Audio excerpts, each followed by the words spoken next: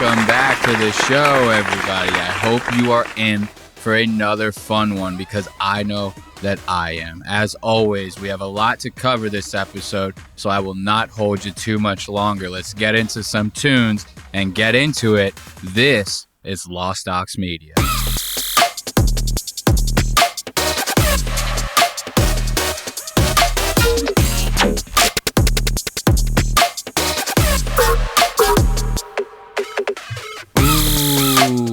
Got a lot of good jamokes to cover this episode. Got a little bit of Legion of Skanks. We're going to be practically spreading a rumor with this time code that I got from Legion of Skanks. It's a short one, but it's a big one. I'm telling you. Then we're going to be keeping up with Ethan Klein and his lawsuits. We got a couple changes, a couple jokes, one minor vacation.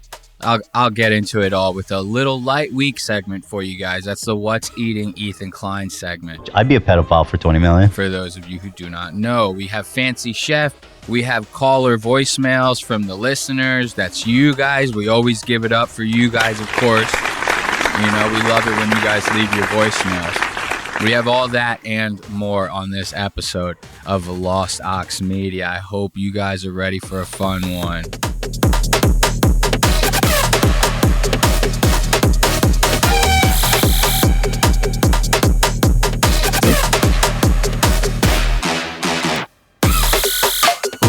Alright, so I got this time clip right here. This thing nice and queued up, right? It's Legion of Skanks right here we got. These Legion of Skanks boys are wild, I'm telling you. Listen, these guys, for those of you who don't know, Legion of Skanks is made up of Dave Smith, Big J Oakerson, and Louis Gay Gomez. Why do I always call Louis gay? Because he's always doing gay stuff. These guys, for some reason, have this like big thing where they like to do like challenges with each other, right? And then the like punishment for whoever loses the challenge will be like the gayest thing imaginable, but it's always thought up by Louis. This is why I say Louis Gay Gomez. On top of that, all the gay stuff, to just have the J in the middle of your name for no fucking reason. There's literally no other Louis Gomez in comedy, not even close. And the guy's made enough of a name for himself. You can drop the J. All right. So from now on, as far as I'm concerned, it's Louis Gay Gomez. Going back to these challenges, I forget what the challenge itself was, but to give you an example, one time they challenged each other to something. And as punishment, Louis said that Jay would have to do a fully nude podcast while everybody else is clothed. So that's Jay's punishment. Everybody else has to stare at his gross naked body, and that's his punishment. That's for me, that's an excuse for Louis to stare at Jay's naked body. And there's a new challenge afoot in the Legion of Skanks universe, a new lore, if you will. And we're going to get into that lore right now. Wait until you hear the punishment for this one. It's Louis. Louis is more gay for sure. Louis is gay as fuck for being like, oh, call your Huckleberry, just grab your Louis and Justin masturbate in a room to get hard why do you together have to say? Why do you lie? What? You don't have to make up facts. You know what, guys? Obviously, make up facts. Look, so right out the rip, before we even get to the challenge part, right? The guys are already talking about how gay Louis is. At a point proven. Put a check next to me for point one, Elias, Louis, 0. I win. We could keep arguing for the rest of the podcast, or we could get to where this is obviously going, which is the final conclusion, dick in the butt challenge. Yeah. Where you both... Whoever has a both smaller fuck the dick other fucks one. the other one at the end. Yeah. Oh, no. I guess like smallest dick has to get fucked by the other guy. It's real. Are we even on the same planet? This is crazy. So they're sitting here having an argument, and you saw how defensive Louis got. They're talking about how gay Louis is, right? And the only reason they're talking about how gay he is because earlier, like a little bit before this time code, Louis started bragging about how much bigger his dick was than Jay's, right? And Jay's going to contest to that live in front of everybody. Of course he is. Why wouldn't he? And the whole big thing is Jay said, oh, well, me and Dave make fun of your dick behind your back, so that's how we know mine's is bigger. And Louis is like, well, I've been laughing about your dick to Dave behind your back for years. So that's how I know mine's is bigger. So Dave's been playing both sides of this goddamn dick debacle, if you will. Dave's been playing both sides of the shaft, and now these guys are that heated into who has the bigger dick that whoever loses has to get fucked in the ass by the other one. Surprisingly, this punishment is not coming from Lewis, who is obviously gay. This is coming from Dave, who is obviously straight. And it's a shocker to me, but Lewis is very committed to the bit. He wants to fuck Jay in the ass. This is obviously going, which is the final conclusion, dick in the butt challenge. Yeah. Where you both... Whoever you has both a smaller fuck dick fucks the other one in the Yeah. ass. Oh, no. I guess like smallest dick has to get fucked by the other guy. It's real prison rules. Oh, yeah. That would be a real change in our Jay, relationship. would you put your dick size on the line? If my dick is bigger than yours, I get to fuck you in your ass. Oh! Jay, my dick is bigger than yours. Do you want to get fucked in the ass? Look, and Jay is over here looking drugged up. Jay is on like some 50 Shades of Grey shit right now. He's like fucking...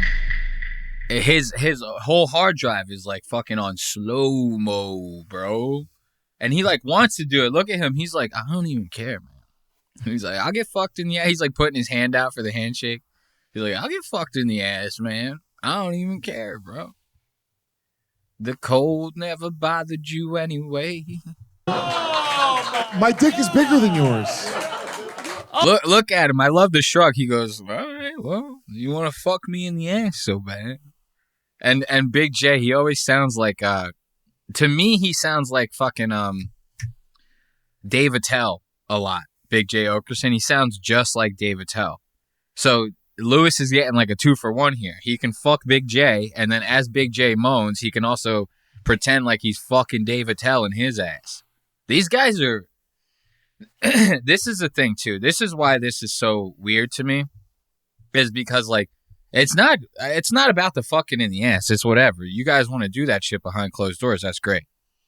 But these guys, like comedians like these guys, that when they start to get washed up and they can't, like, seem to create or think of, like, funny stuff to say on stage that resonates with maybe newer, younger audiences, their go-to is to, like, do the craziest, wildest, most outlandish thing to embarrass themselves so that they can still get a laugh.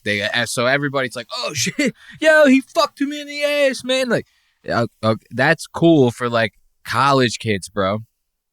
You guys are fucking 50 years old. Each one of you is, like, 50 goddamn years old. You have to, like, either start creating comedy for old people, okay? Or just fucking quit, bro. Like, I don't know. You can't, like, because now these guys are trying to do, like, Jackass meets comedy. And I don't know. To me, it just doesn't work. Nothing about this is funny. I'm sorry. I could be, call me a square. Call me old if you want. Nothing about a grown man fucking another grown man in the ass for kicks is funny. You guys are gay? Be gay. You can be gay and be comedians at the same. Mateo Lane is gay as fuck. He gayer than a pink t-shirt. And he do comedy. He comedian. And he gay. On the line, if my dick is bigger than yours, I get to fuck you in your ass. Oh! Jay, my dick is bigger than yours. Do you want to get fucked in the ass? Dude, you're dying to fuck me in the ass. I love Mark Norman in the background. Oh my God. Oh. He's like having an orgasm off this. Oh, he goes, oh my God, it's crazy. I get to fuck you in your ass. Oh! Jay, my dick is bigger than yours. Do you want to get fucked in the ass? Dude, you're dying to fuck. This is the craziest thing Mark Norman has ever heard in his entire fucking life. This is mind-blowing to him. Every time, anytime anyone says anything even close to fucking interesting, Mark is like, oh. Me in the ass. Oh my we're gonna God. do it. Shut Wow. Mark, shut the fuck I up. was joking, you psychopath. Holy shit. You don't have to do this. This is how we get This kicked out of the is just- Rogan sphere. This Wow. This is just... Dude, That we're was gonna do crazy. it on Rogan. Yeah. They got to wait 2 years to get rebooked. Look at Mark rubbing salt in the wound. He goes, I'm on Rogan like every other month, man. I'm like in with Rogan. So you guys are going to have to wait a long time before you can get back on there. We got a couple Protect Our Parks to do. Comedy, you know? This guy is such a fucking weirdo, bro. Picture him. I wish they would have cut to him when he was doing all that screaming. That fucking Hillary Clinton. He's like, whoa, you guys are good. Whoa. This guy. Whoa. Shut the fuck up. All right? I just wanted to share that with you guys. It's Legion of Skanks, everyone. Give it up. Give it up for the Legion of Skanks. Make sure you tell that to every single person that you know that the Louis J. Gomez is gay now. And Big J. Oakerson. Big Gay Oakerson and Louis Gay Gomez. They're gay for the stay, bro. I'm telling you right now. So I wanted to let's kick it over to the What's Eating Ethan Klein segment right here. You know what I'm saying? Just a little bit of that H3 love that we like to see. I remember last time I told you guys Ethan was involved in a little bit of a lawsuit. He's suing Denims, Casey Tron, and Frogan, all for watching his content new. This guy, this is what's funny. He made such a big deal about it coming out, and then as soon as it comes out, the one person that he wanted to watch it, Hassan Piker, didn't watch it, and Ethan made the hugest deal out of that, right? And now all of a sudden, he's suing these 3 small creators that are like orbiters of Hassan. They have like all what? Because they watched it and provided shit commentary. Everybody on Twitch provides shit commentary. And what did I tell you guys? I told you my suspicions was that he wanted Hassan to watch it in its entirety so that he could sue Hassan for that. Ethan even registered copyright on the content nuke with like the federal Congress, I don't know, something. He made the shit like official, like an official copyrighted work. A published, quote unquote, published work. Ethan Klein made that content new. And I told you that he wanted Hassan to watch it so that he could sue Hassan for this. Because he's basically suing these guys for like copyright infringement, being like market replacements for his work and his monetization on said work, right? And as soon as the content new came out, he is begging. He goes, why won't Hassan watch it? He made such a big deal out of it. And since he couldn't get Hassan because Hassan didn't care enough to watch it in its entirety, he goes after Frogan, Casey Tron, and Denims, 3 small creators with bank accounts a fraction the size of Hassan's, who cannot defend themselves. And Ethan's doing all this to publicly shame them. In reality, it's making himself look like a fucking idiot.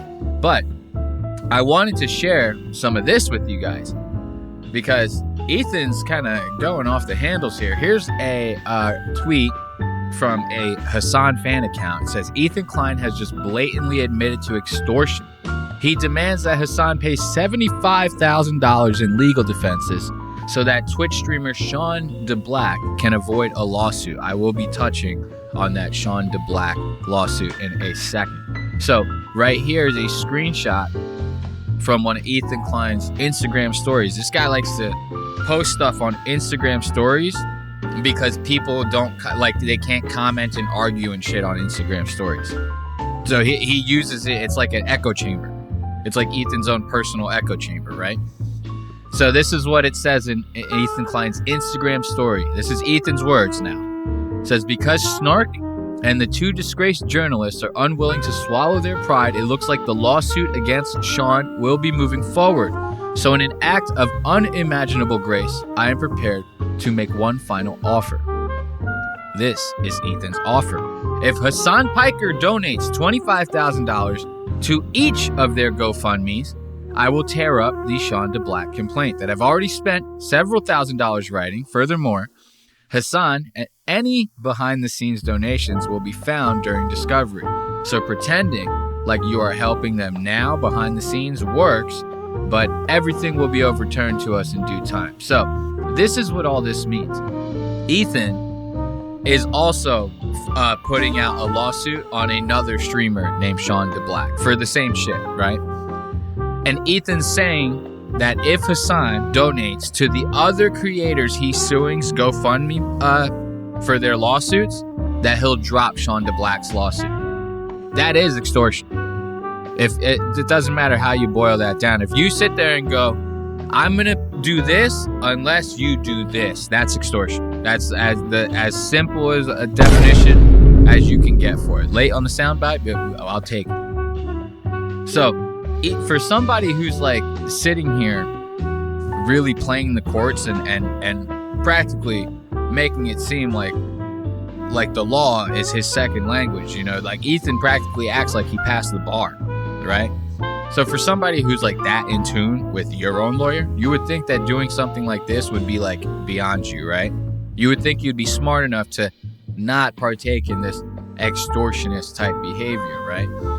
But that's not even close to where this thing ends, all right? Ethan even doubles down on it. He doubles down on this, right?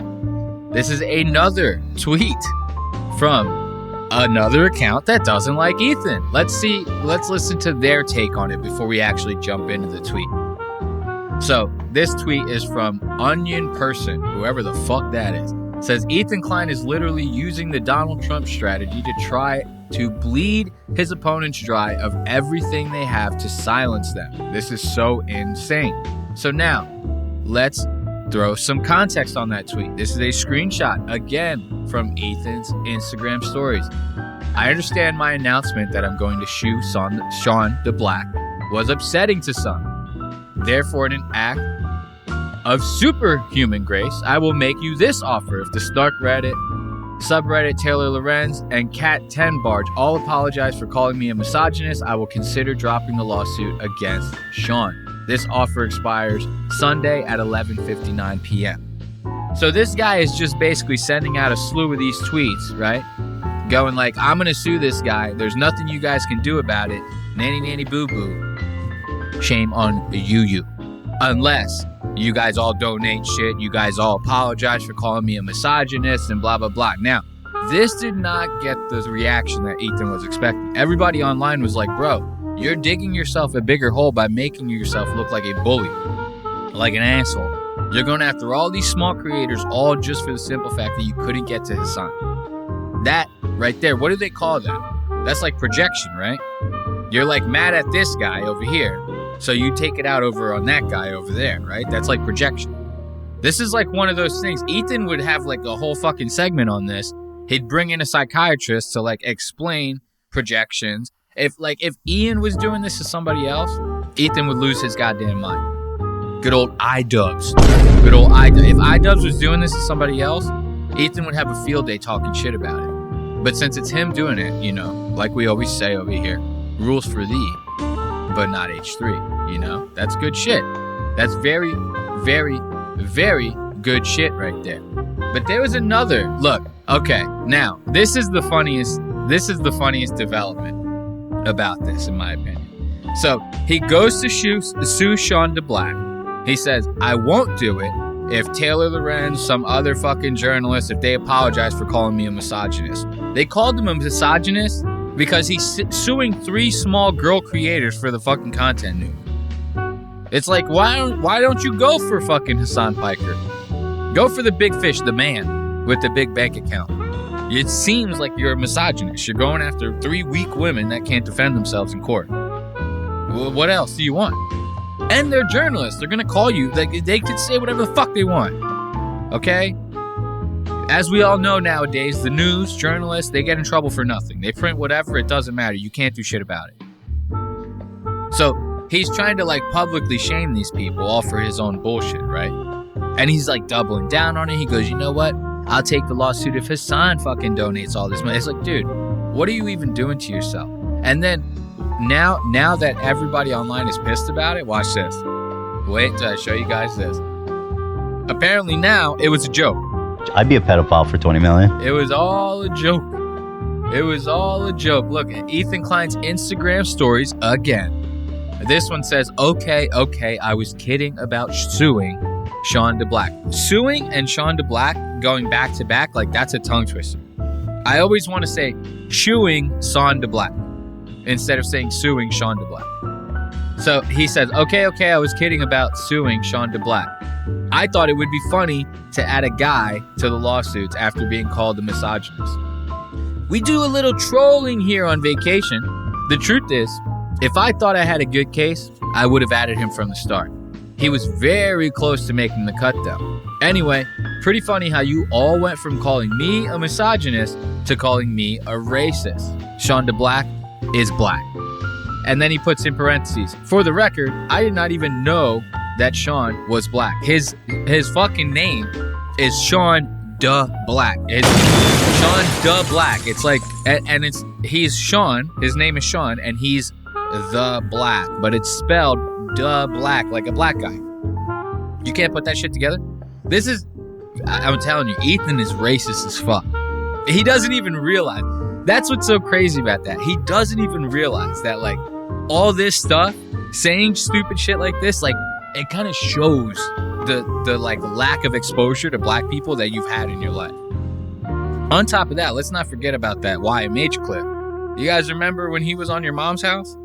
This guy's like, I never even knew a black person, like, until I was like a full-grown adult. He's like, I didn't even see my first black person until I was like 32 years old. Tom Segura's like, how old are you now? He's like 33. It's like, what the fuck? It's like, dude, he has one black person on his fucking team. It's like the fattest black moderator you've ever seen. You know where the moderators work? In the fucking basement, practically. You will never see this guy's face on stream. Maybe once a year, if you're lucky. They tuck this guy away and make him shovel through the shit of the fucking chat, of the live chat. That's the only black guy they got around. Ethan, I didn't even know Sean was black. You couldn't put that together? From the context clues? From the name? All that shit? You couldn't put that together? Okay. I'm just saying. It says a lot. I have tons of black friends. I could put that together in a second. I could put that together.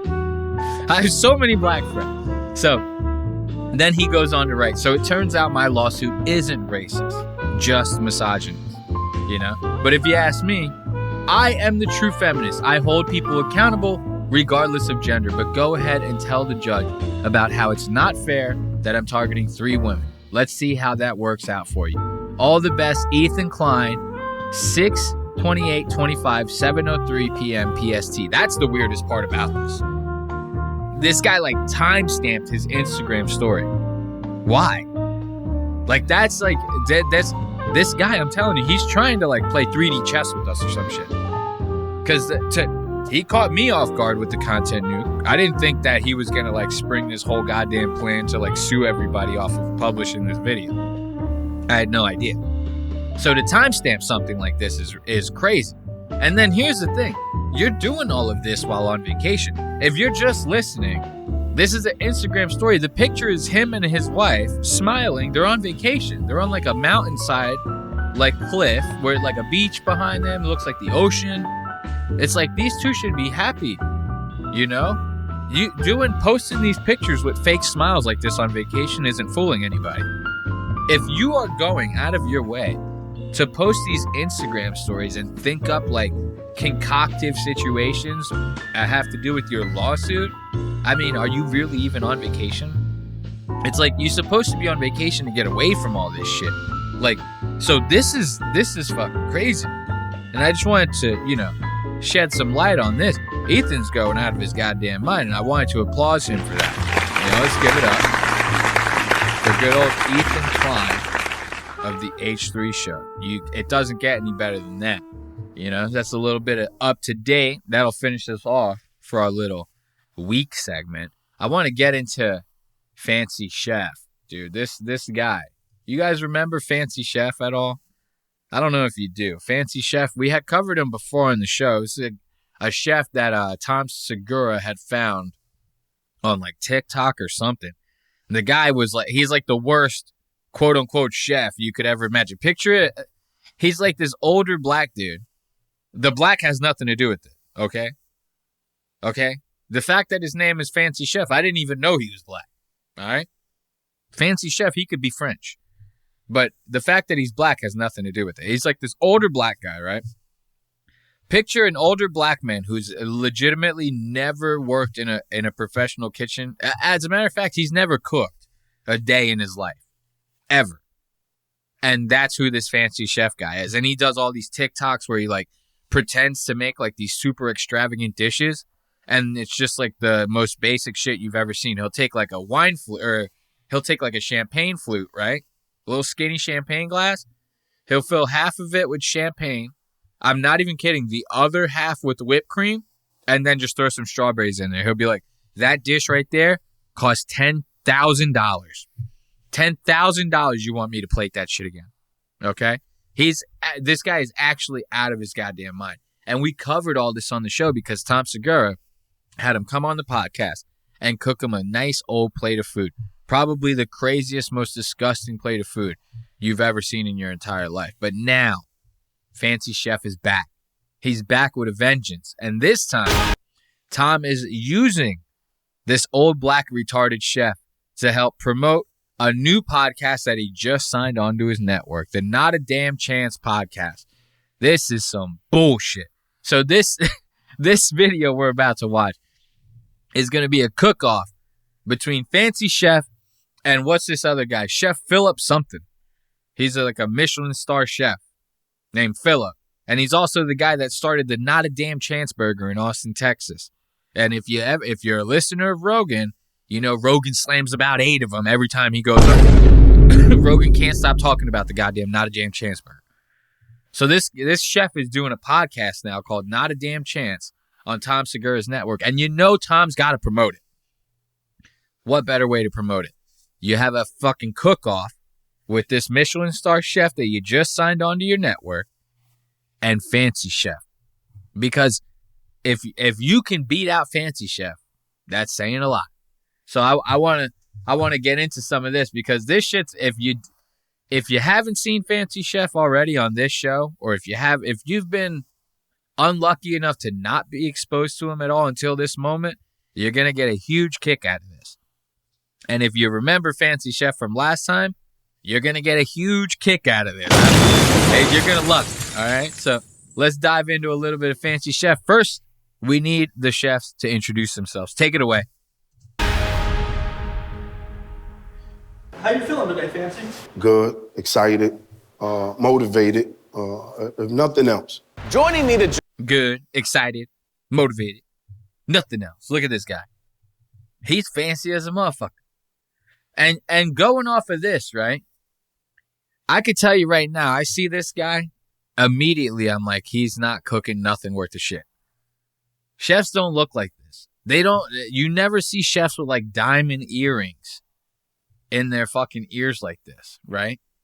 And you never see him with like hard gelled hair. This guy, like you might see him with some product in that bitch, but it's always like some pomade type stuff, something that doesn't make your head hard, you know? Chefs, and you never see him wearing these paper goddamn chef hats, man. This is like casino cook type shit. Like if you're walking through like a casino floor, like a Caesars in Atlantic City, and you might happen to see one of the chefs that comes from out the back, he's like walking through the casino floor maybe to get to another restaurant. He's walking over from the Garde Manger, which is the casino prep restaurant. He's walking from Garde Manger over to Wolfgang Puck, you know? And he's got to go get some shallots for his prepping. This is the hat that he's wearing. The guy's getting paid $25 an hour to fucking manage a restaurant that cranks out 500 goddamn heads in a fucking 4-hour dinner service. He wears a paper hat to work every single goddamn day. Isn't that fucking crazy? So right away, you know Fancy Chef ain't worth the shit. Wait till you meet the other guy. He looks like a champion. Excited, motivated, if nothing else. Joining me to judge the competition today are Rob Eiler, the actor and podcast host. You may have seen him most recently shitting between another man's legs in the Netflix series Bad Thoughts, now streaming. Rob?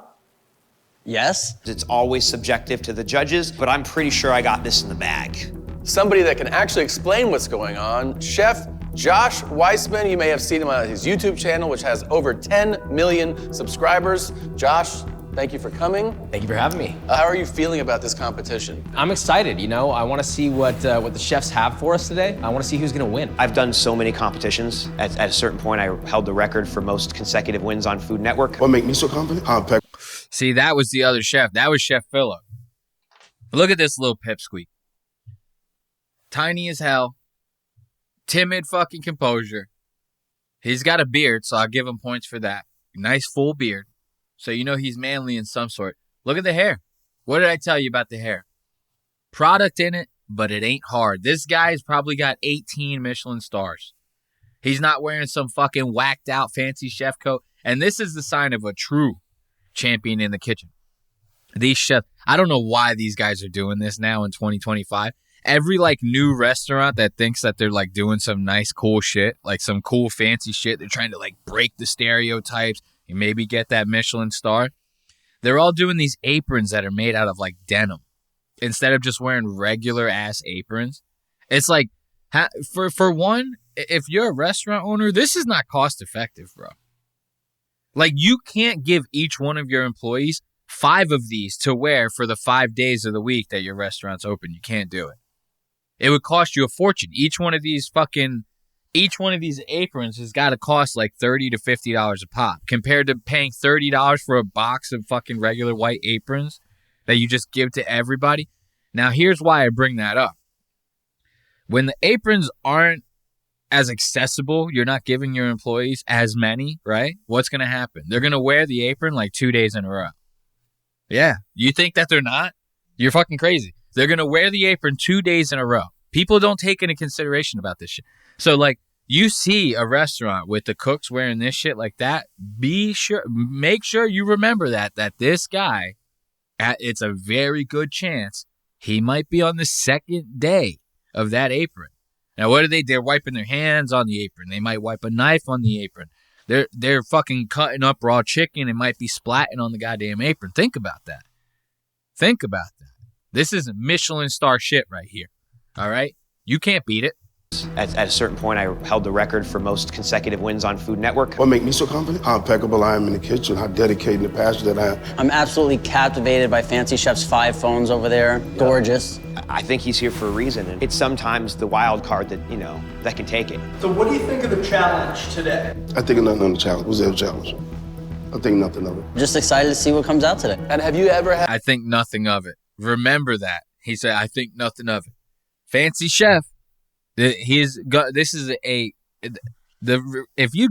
telling you, you have to go check out Fancy Chef for yourself if you're not like completely familiarized with him.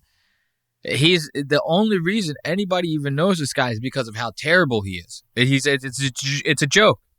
You can't fake how bad this guy is. You can't. You cannot manufacture.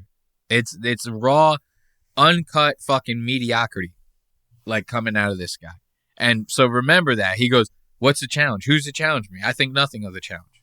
No one here can challenge me. I'm fucking unstoppable. I'm impeccable in the kitchen, he said. I'm impeccable in the kitchen. Imagine that. Imagine you talking to like fucking Gordon Ramsay. You go, how are you in the kitchen nowadays? He goes, I'm impeccable in the kitchen, mate. You'd be like, get the fuck impeccable in the kitchen. Who the fuck is impeccable in the kitchen? That's crazy. Now watch, this is the face-off, and then we're about to see one of their first dishes. Fancy Chef's first dish. Watch this. Chefs, are you ready? We're ready. Ready. And the competition will begin in 5, 4, 3, 2, 1. Good luck, Chef. Thanks. Appreciate it. Let's do it.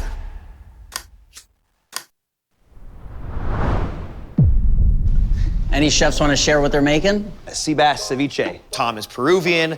I thought it could be fun to make him the signature dish of his people. Fancy? Yes, sir. Ooh, that's a big dick move, dude.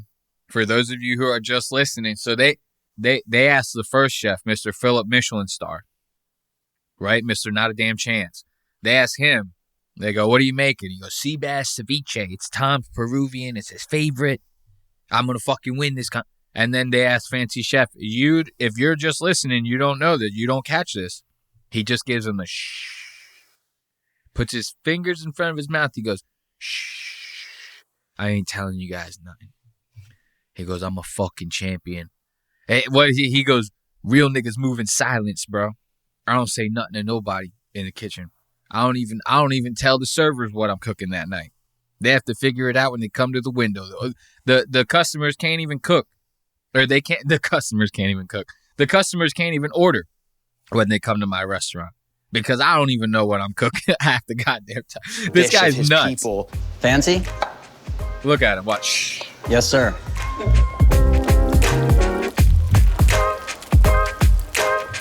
Look, they have the graphic. Philip's first dish is fish. Fancy's first dish, question mark. Big old question mark. They don't know what it's going to be. He doesn't even know what it's going to be. So, I'm looking at my options. I have chicken thighs, sea bass, ribeye. Clearly, the ribeye is going to be the entree. Is this something you just came up with on the spot?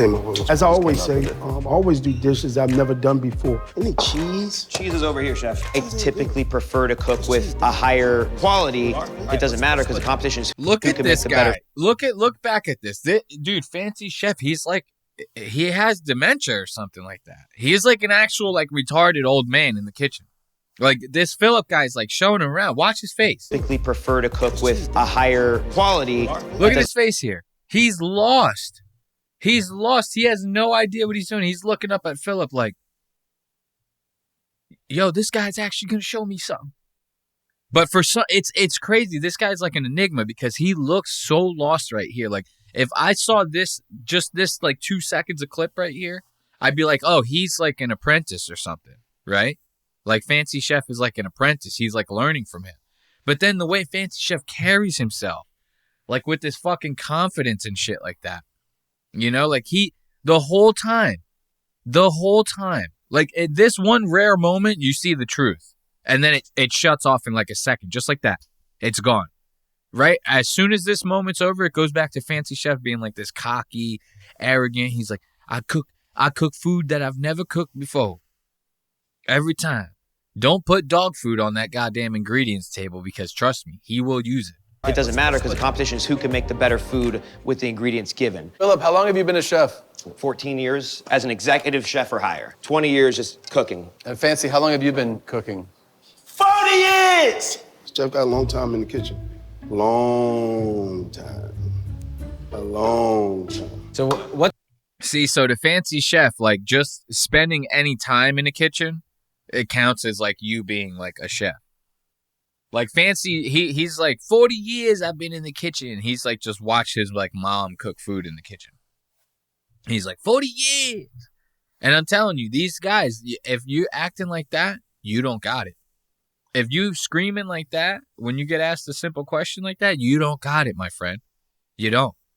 The theatrics, they can't save you when it comes to the plating, bro. Wait until you see. We're about to see his first dish.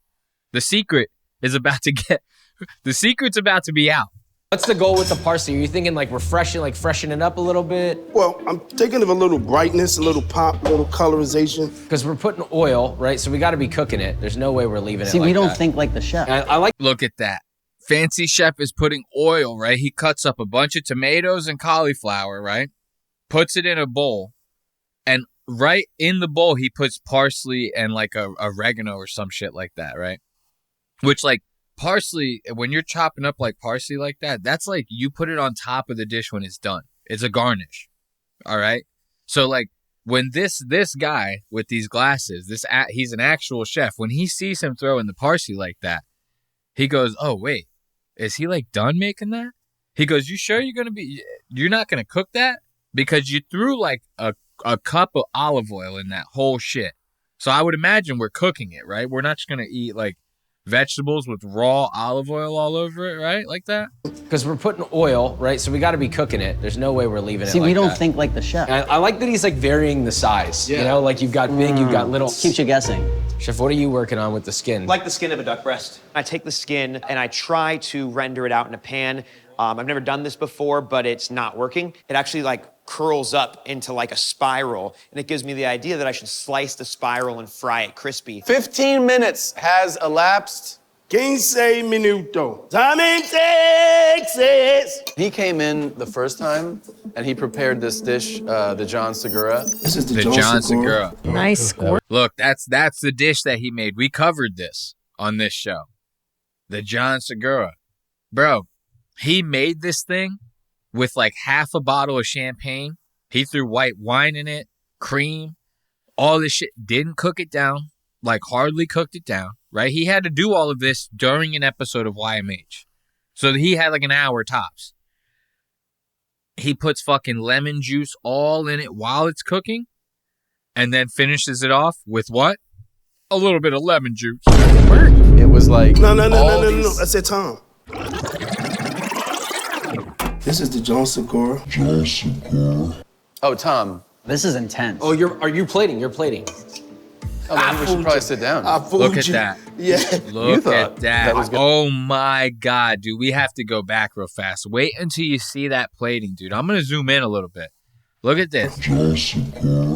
Oh, Tom. This is intense. Oh, look at all the oil. Oh my God, look at that. Dude, that is insanity. Watch all of this oil. Look at, you can see the oil. Like over here on the side, you can see the oil like that splashed like away from the ladle. You know, this is the oil that got out. Look at this little splash of oil right here. This little of oil like that. And then look at how much is still in the ladle when he does it on the plate. Look at this. Intense. Oh, are you plating? Oh God, look at that. Oh, that's a pool of oil. Cold, uncooked. No heat on that. Oh, maybe we should probably sit down. I fooled you. Yeah. You thought that was going to be cooked in some way. I did. I was wrong, and I like that. Well, my first course was, I did a vegetable melody. Chef, before we dive in, do you want to tell us what we're having? The judges were confused about the melody because they thought I was going to cook it, so I savored the secret in which not to do that. I savored the secret in which not to do that. I hate, he said, dude, this guy, I'm telling you, you can't, I almost feel bad doing this segment because I feel like I'm making fun of like a retarded person.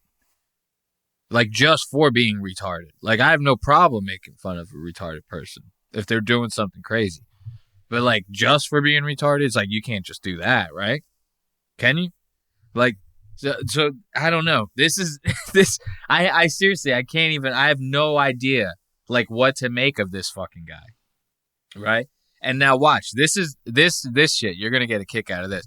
Rob Eiler is one of the judges. If you guys didn't catch that, Rob Eiler was one of the judges. That's the son from Sopranos. He's a big boy now. He's all big and he's all grown up. You know this guy, this Rob Eiler guy, hasn't acted in anything since The Sopranos.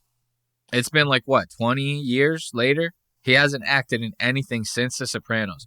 All the way up until Tom Segura's new series, Bad Thoughts, right?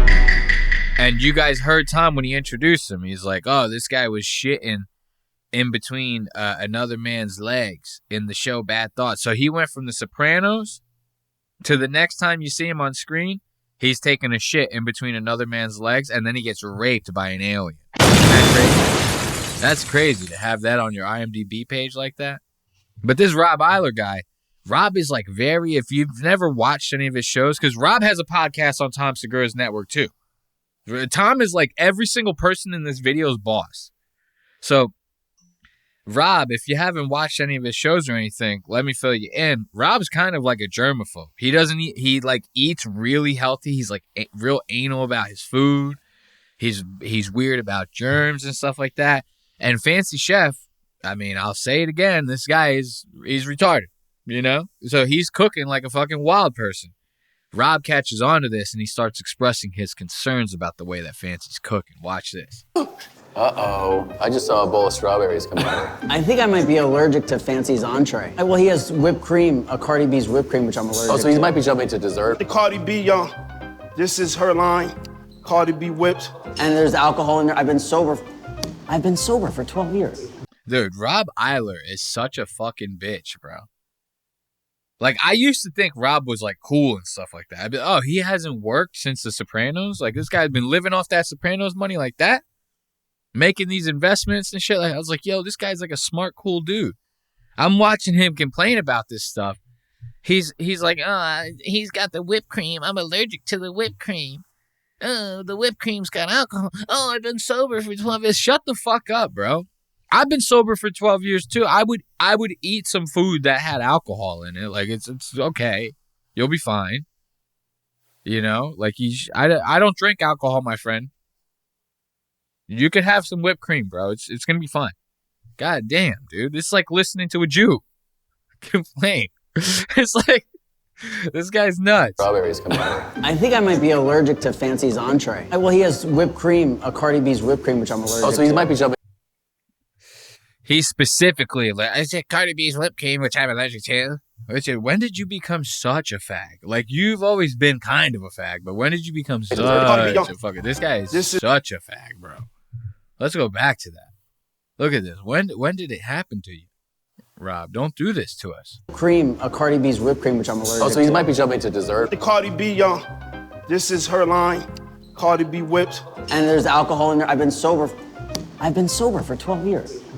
Yeah, I'm a big germ guy, and they say that they find fecal matter on like all phones. I've seen them pick up at least 4 of them, and I haven't seen a hand wash in between. I think he's probably a super hygienic guy. Yeah. Gentlemen, there's Fancy chef, super hygienic guy. This is the thing.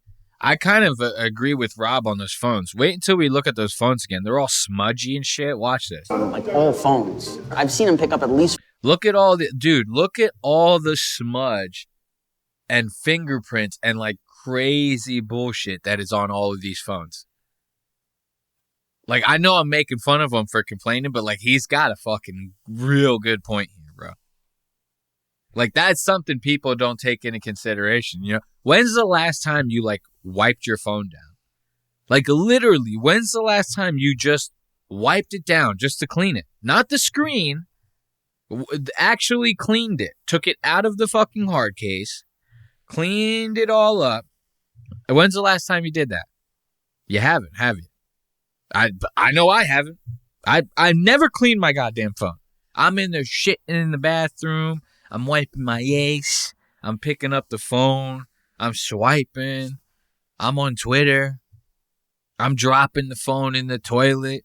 It gets stuck in a big pile of shit like the Excalibur sword. I gotta pull it out.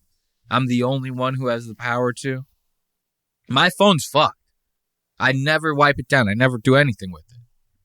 And then I hand somebody, homeless guy, hey man, can I make a phone call? I'm like, yeah, sure. I take it back. I just put it right in my pocket. You know what I mean? It's like that.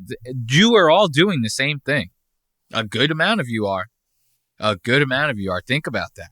Rob's got a good point here. Fancy has not washed his hands not a once. And you see how gross these phones are. 4 of them.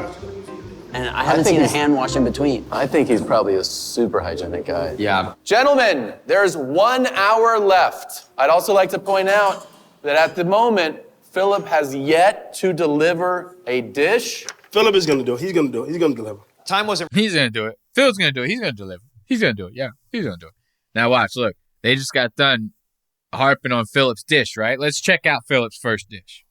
Is he going to deliver? Is that sea bass ceviche going to be on point, as the kids say nowadays? Is that shit going to be fire? Oh, Philip?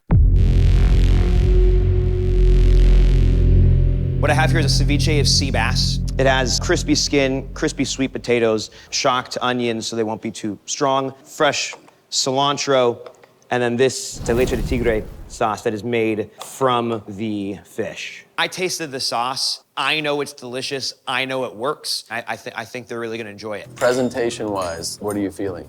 I will say, well, hang on. Fancy's phone's ringing now. They're trying to do this shit. Fancy, all his phones are ringing now in the middle of fucking filming. Look at this. And he doesn't even answer. I'm not even kidding. I don't know if it's in one of the time codes, but in case it's not, this is so fucking funny. His phone rings later. Tom goes, hey, Fancy, your phone's ringing. You want to answer it? He goes, no, you answer it. What? Like, what? Huh? You answer it. What are you, high? Fancy's had more. Look at that. Fancy's had more color in it. Yeah, there was a lot of color. This sauce is great. Really, what's the difference between this sauce and the last sauce? Right? Yeah. I really enjoy this. I think I have what I need. Like, this is good. I've had it before. I've never had what Fancy gave me before.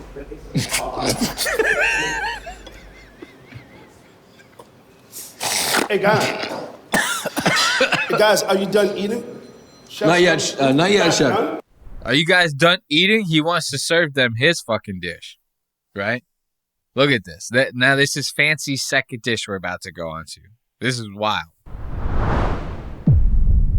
Wow. I'm really curious to see who he picks for what. Beautiful and nice. Amazing. Okay. Wow. Tom, look at yours. Wow. Did he fill up an entire champagne flute with that? I wanted to break up the monopoly, and that way I would throw the judges off. You had an appetizer, but the dessert unbalances it. Yeah. No, I thought it was wild. But the dessert unbalances it. He's saying this as if this is like a revelation to these guys. He goes, that's exactly what people want. I want to go from eating jalapeno poppers to eating cheesecake and then eating a cheeseburger. That's how I want to do it when I go out to eat. You're fucking crazy. I'm on his side though. This is not the angle that I should be going with this. We shouldn't be against Fancy Chef on this. We should be embracing this shit. Just like Tom is like, and in a serious way. In a very serious way. Because Tom is doing it. He's embracing it to try to like go on to this bit, right? To try to like inflate this guy's ego. No, we should be embracing him and saying that like, yo, if you try, dude, you can do it. If you try, you can do it. If you've ever had anything in your life that you were having second thoughts about, just do it. Just go through with it. Because this guy legitimately thought that he could be a chef. And now look at him with his fucking pointy KKK hat. He looks like Chef KKK. That wasn't that good of a joke, but you get what I'm saying. You get where I'm going here. You had an appetizer, but the dessert unbalances it. Yeah. No, I thought it was wild that he did dessert second, but there is no rule that says you can't. You're gonna have some champagne straw. Hold up. That's crazy. Look at that. Oh, did I go back too far? There we go. Right there. Look at these three things right here. What are they? It's like, okay, one has champagne in it, some apples, blueberries, strawberries. The champagne is literally just floating in the bottom of a champagne flute. Remember I told you he likes to do that earlier? It's just floating in the bottom of a fucking champagne flute like that. And the fruit's just like sitting in it. Like a pool of fucking champagne. The fruit's just sitting in it. There's nothing special about that. I think he also like coated the strawberries in sugar. It's like, all right, that's cool. You know? Two of them have whipped cream. One of them doesn't. I guess Rob gets the one without the whipped cream since he's allergic. All of them have fucking a mint garnish on it. One of them literally just has all whipped cream and like 3 fruits on the top of it. That's just 3 fucking blueberries and like 1 strawberry on the top of it. Fancy and nice. It's beautiful and nice. You know? Let's check it out. Strawberries. I added some flavor to it. I added the Cardi B whips. Let's take a picture, guys. We got this on camera. Let's take a picture. Oh yeah, we're rolling. We should take a picture. Yeah, I mean, guys, don't. Oh, he's got it. He's gonna take a picture. No, yeah. Really quickly. I like that advice. I'm not gonna mess with it. Look at that, dude. Look at these oxidized. Look, apples. Dude, he just cut the apples, and somehow this guy is so good in the kitchen. He just cut the apples, right? And he somehow made them look like they've been sitting out for 8 hours. How is that possible? He just cut them open. And he somehow has made them oxidize at such an exasperated rate that they look like they've been sitting out for 16 hours straight. That's a fucking feat within itself right there. All right, guys, let me go back in. Get back in there. Remember how I said my favorite is raspberries, and he said I'm gonna win. Yeah. But he gave me the only one that doesn't have raspberries. This is what like Picasso would do. You know, he's not going to just give you like, oh, here's a perfect painting. Can we eat this now, Chef? For who? You got to speak up. Where you located? Wow. Josh is... Wow. Does it taste unbalanced? Do you taste the unbalance he's going for? Yeah, I do. What kind of notes are you getting from... alcohol. Oh, man. You always hear chefs say that balance is the key. He's trying to balance flavors. Yeah. He's going for an unbalanced meal. Look, it's so funny. I didn't even think about this until right now. Watch, look at this shot balance right is the key. He's trying to balance flavors. Yeah. He's going for... Look, I didn't even think about this. Rob can't even eat his. Because at first you go, oh, he couldn't eat it because of the whipped cream. It had alcohol, right? He's like, I've been sober for fucking 12 years. So Fancy was like, oh, I can do it without the whipped cream on one, right? Just so Rob can eat his. But what did he do? He left out the whipped cream and instead just poured champagne in the fucking glass. So now Rob can't eat it. Rob just has to sit here and goes like, oh man, it probably, and I'm sure he's happy with the fact that he can't eat it. I'm sure he's cool with that. You know, it's not that big of a deal. I want to see Philip's second dish. This guy's an actual chef, okay? Let's see what Philip brings to the table on his second course. Here we go. 15 minutes, chef. 15 minutes? 15. Ribeye. Oh, wow. Okay. The bowl was in his way. And I've also noticed that there's a burner that's been on max with nothing on it. That's cool, too. He opened up the vinegar and just poured it all over the steak. On the cast iron? On the cast iron pan. Oh, you're not supposed to put vinegar on cast iron. Wait, who says so? What happens is it causes the cast iron to instantly rust and pull all that gross iron flavor in there. So, Any soy sauce? That's insanity, right? So while we're waiting to get Philip's second dish, Fancy's cooking like steak chunks. Like, look at these goddamn things.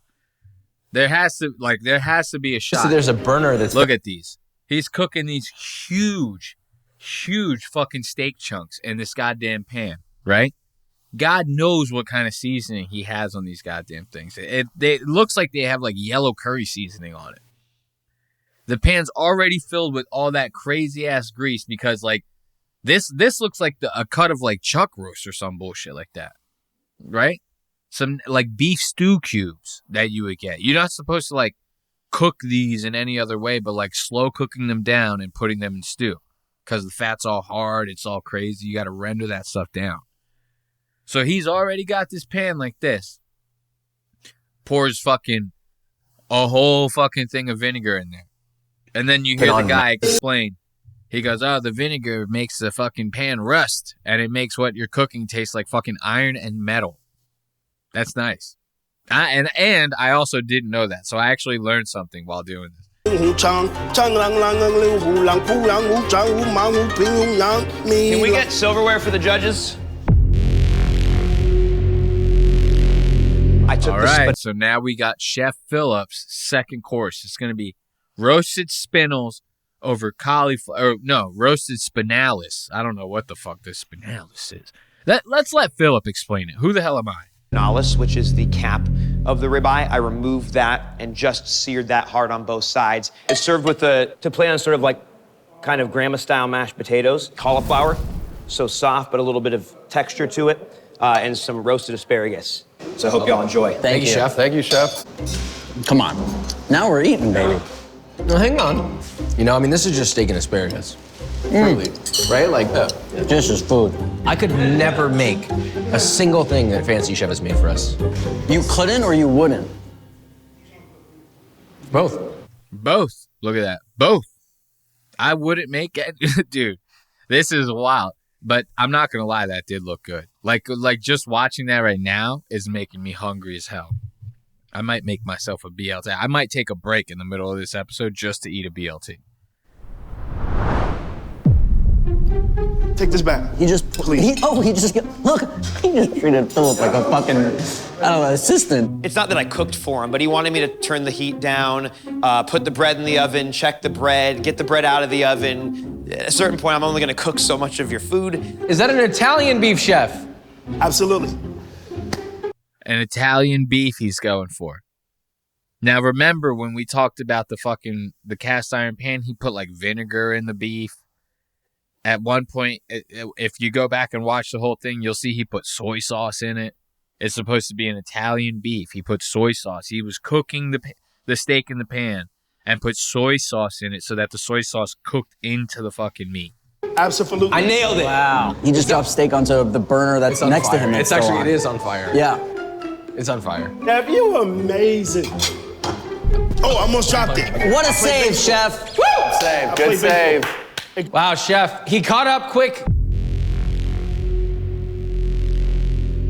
As soon as I saw the passion fruit, I thought, great, passion fruit panna cotta. I'm gonna cut it in half and I'm gonna serve it inside of the passion fruit. No. I don't. All right. We don't need to know what the fucking passion fruit panna cotta looked like, all right? I want to see Fancy's final dish. I want to see that goddamn Italian beef. Okay? Quote unquote. Because this shit is wild, bro. At first he calls it an Italian beef, right? Now listen to what he calls it. This is going to be Fancy's final dish. Fancy's taking his final form. Watch this. Chef. So, Incredible, chef. You made it. There's a minute 20 left. Will you tell us what we're gonna have here? I was able to make it to a Philly cheesesteak, add the best. A Philly cheesesteak now. Now it's a fucking Philly cheesesteak. This guy. Okay. That's a Philly cheesesteak. Look at all this. This thing has so much goddamn parsley on it. It looks like these are onions, right? But each one of the onions is cut so thick that it looks like the thing has fucking roasted potatoes in it. No cheese. Beef cooked hard as hell. Dude, look at this. This looks wild. And I'm telling you, this is a good picture. Wait until you see the actual judges, the sandwiches they get. This is craziness. Vegetables, the shallots and the peppers, the garlic and the seasoning. I don't say no more because I don't want nobody to go out there and make it and try it and it don't come out right. I was going to lose automatically on time. But because my magnificent mind told me, chef, go with something else. I saw a secret ingredient. I don't think the chef saw it. You don't think the chef saw it? Look, he went with a secret ingredient. This guy, his mind is so magnificent. His mind is so outrageous that he saw a secret ingredient in the kitchen. He knew that the other chef didn't see it. He knew. What's it going to be? Is it going to be like you saw the ingredients to make like some sort of bechamel, and then you made that, you mix it with the cheese, and then you got this creamy cheese sauce, right? Is it fried onions? You saw fried onions in there, and you're like, I'm going to do some fried onions to throw onto the cheesesteak. Was it bacon? Did you add bacon to the cheesesteak? What was this secret ingredient? You know? I'm dying to know here. John told me, chef, go with something else. I saw a secret ingredient. I don't think the chef saw it. That was the bread. Go Philly cheesesteak. You got it. Wait, I think go Philly cheesesteak. You got it, dude. This guy, I'm telling you, oh my God. I'm about to reveal so many things about myself that I'm going to shed so many different lights on my behavior to you guys right now. Dude, I grew up in an inner city in North Jersey, right? Not very long, up only until I was like a little younger than 10, right? I grew up in an inner city in New Jersey, North Jersey, surrounded by a shit ton of uneducated Puerto Ricans, black dude, all sorts of uneducated minorities that all bragged about shit just like this. Like when you got a guy that doesn't know anything and then they get like just a little bit of knowledge on something, they're ready to explain it to the world as if nobody fucking did. It's like, dude, you're 10 years behind, bro. You're 10 years behind. This is like watching a guy in 1980 try to explain to his friends that he just saw this new invention called fucking fire. You know what I mean? It's like, what are you talking about? Bread? You'd think that the chef didn't notice that the bread was there? It's fucking Italian. It's nasty. Okay? He doesn't care. He's making a fucking sea bass ceviches and spinalis. He's making all sorts of sarsaparillas and shit. He doesn't need the bread. Okay? Nobody needs the bread. I love that. He goes, my magnificent mind. I saw that one ingredient. It was the bread. Watch it. I love you. It was the bread. Oh. Because my magnificent mind told me, chef, go with something else. I saw a secret ingredient. I don't think the chef saw it. That was the bread. Go Philly cheesesteak. You got it. Wait, I thought you said it was Italian beef. Hybrid? Hybrid. Kind of a mix. That'll go. That'll work. Yeah. That'll work. Wow. All right. Wow. Well done, chef. That'll Thank do. you. Good. So excited. Just that'll do pig to me. Yeah. That's crazy. Red wine, tomato, onion. It should be fine-ish. Well, first of all, again, with the... What are you doing? I don't eat the ends. I don't eat the ends. Hey, yo, what the fuck? I don't eat the ends. Dude, Rob Eiler, I'm telling you, he has to stay. This is why he stayed off camera for fucking 20 years when The Sopranos was done. Because every single person that was like around him in their personal lives was like, dude, once you got sober, like you became the biggest fucking homo. I don't eat the ends. What? I don't eat the ends of the bread. What, you don't eat puss either? Huh? You don't do that one bite puss review like Dave Portnoy? Huh? This guy. What else don't you eat? He's like one of those. You know, I used to have a friend growing up. The guy wouldn't eat cereal with milk in it. Well, he didn't like the fucking milk to get soggy.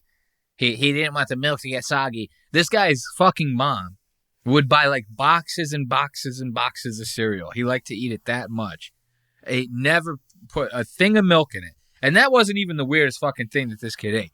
But he was that picky. This guy reminds me, and I won't say that. I'm going to leave this guy out of it. Rob Eiler over here. I don't eat the ends.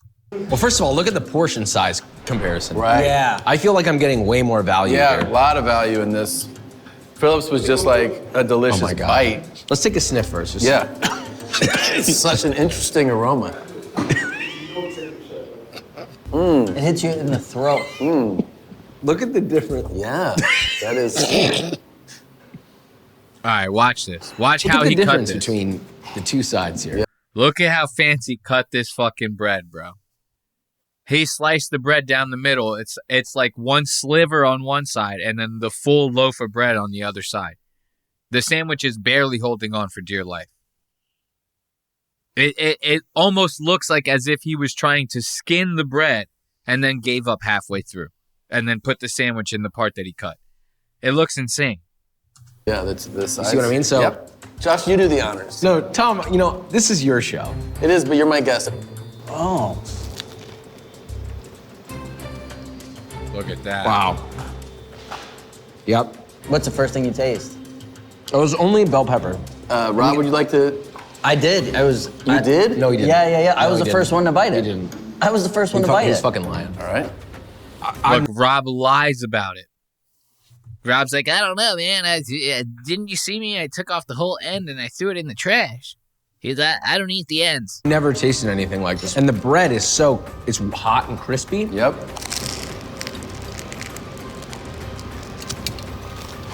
It's the perfect texture. I like it too. Now, who will win? He is a great opponent. Final decision. Fancy Chef is the champ. All right, so let's talk about what we had. Yeah. Fancy Chef gave us a vegetable kind of medley that we all thought was going to be thrown into a pan, and then he threw a curveball, and it was just those raw ingredients. Then we moved on to dessert. His most famous dish: champagne flute, strawberries, blueberries, raspberries for some, not for all. There was alcohol-infused whipped cream and also more alcohol. It was a one-of-a-kind dessert. And so the final dish that he delivered, he saw something that he believes Philip didn't even recognize was there, which is bread. And he made a Philly cheesesteak / Italian beef sandwich. Yeah, with Parmigiano. So Philip, he started with a sea bass ceviche, which I must say was really well prepared, but also it's like, you know, I've had sea bass ceviche. Next, the spinalis, and there was also some cauliflower puree and some asparagus. Really seasoned perfectly. Really good flavors. Was there bread? No. No bread. And then lastly, passion fruit panna cotta. Where are the strawberries? Yeah, and was I supposed to eat the nuts in the bottom? It's confusing. You're like, where's the booze? You're the chef. I think you should vote first. You know, Fancy Chef was kind of beating his own drum here. You know, he was following his heart, not the Michelin Man. Right. Yeah. I'm gonna have to give it to Fancy Chef on this Damn one. right. Philip is just... That's 1 point for Fancy, bro. I was betting on this shit when I was watching. I put out a fucking like a FanDuel parlay on this. I had so much money riding on this shit. Staring daggers into us. I know this means a lot to him, just because I love his restaurants and I want to continue to go to them. Well, also there was a lot of alcohol and I have been sober 12 years. I have to give this to Philip, I'm sorry. Holy cow. We have a tie right now. Wow. This is what it all comes down to. I don't know how he's gonna make this decision. He's just launched a podcast too. It's good for the brand. I know.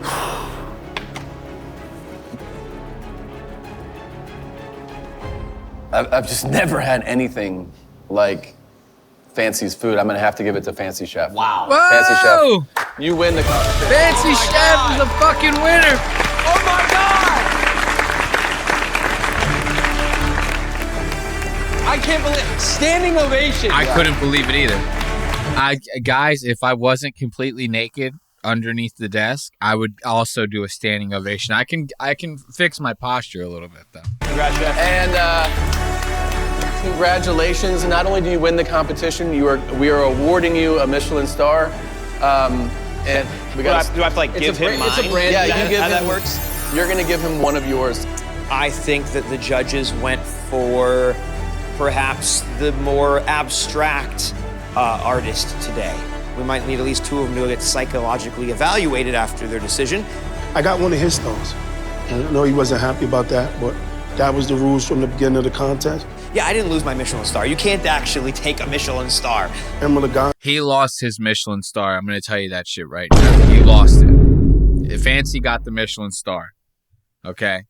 Look at this guy. I'm in Texas. This guy.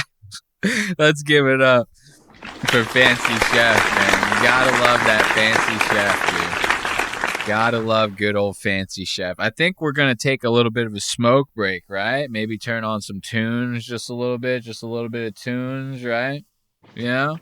But as always, I'd like to thank you for joining me on yet another episode of Lost Aux Media. Be sure to call in to the show if you want to leave a voicemail and get it listened to on the show. We have a voicemail this episode that we'll be listening to a little later. That number is going to be 316-396-0025. Call in and leave your voicemail for the show. As of now, before we get into this next segment, we're going to have a couple puffs, listen to a couple tunes, and then maybe we'll dive into a little bit of Steiny on the Adam Friedland Show. The streetlights felt so right. You blew my mind, yeah, you stole my soul. Nowhere to hide, nowhere to go.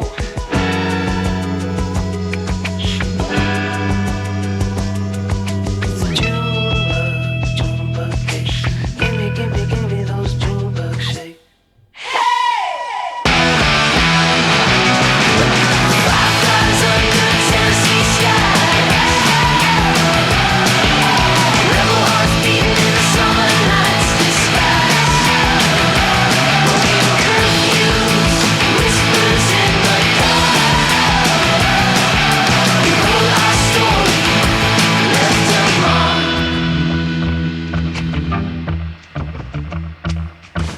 Hey Junebug, your lap was reckless, right? Hey Junebug, your lap was reckless, right? Hey Junebug, down by the creek, your love was wild, oh made me weak. Radio blaring infectious beats. Give me this life so sweet. Fireflies under Tennessee skies.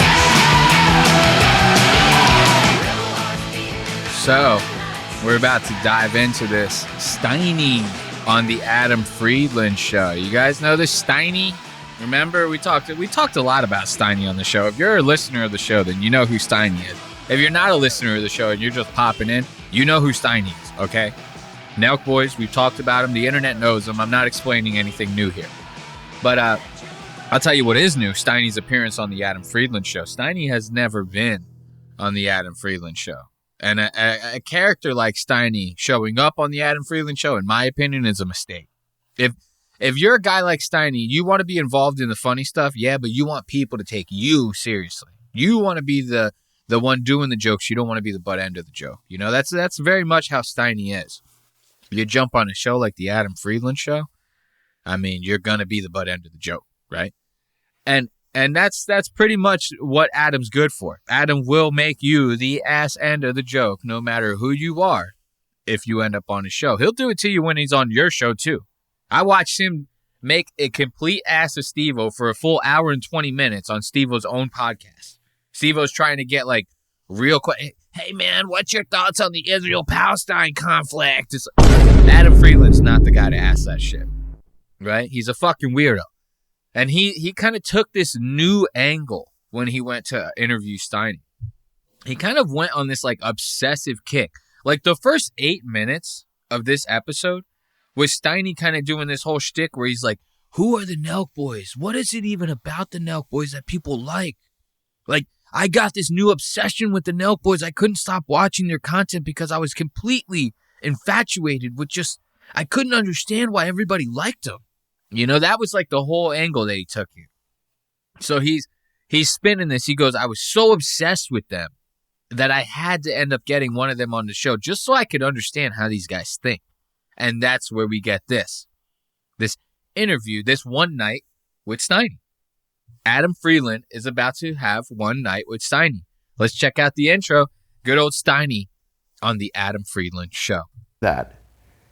Ladies and gentlemen, it is my distinct privilege to welcome from the Nelk Boys, Steiny.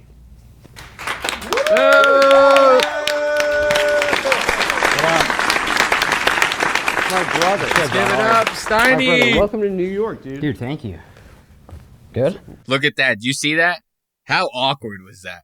Steiny comes in, daps him, goes, yeah, man, dude, thank you, man. Gives him a nice little dap, and then stands there awkwardly, waiting for Adam to go, you can sit down now.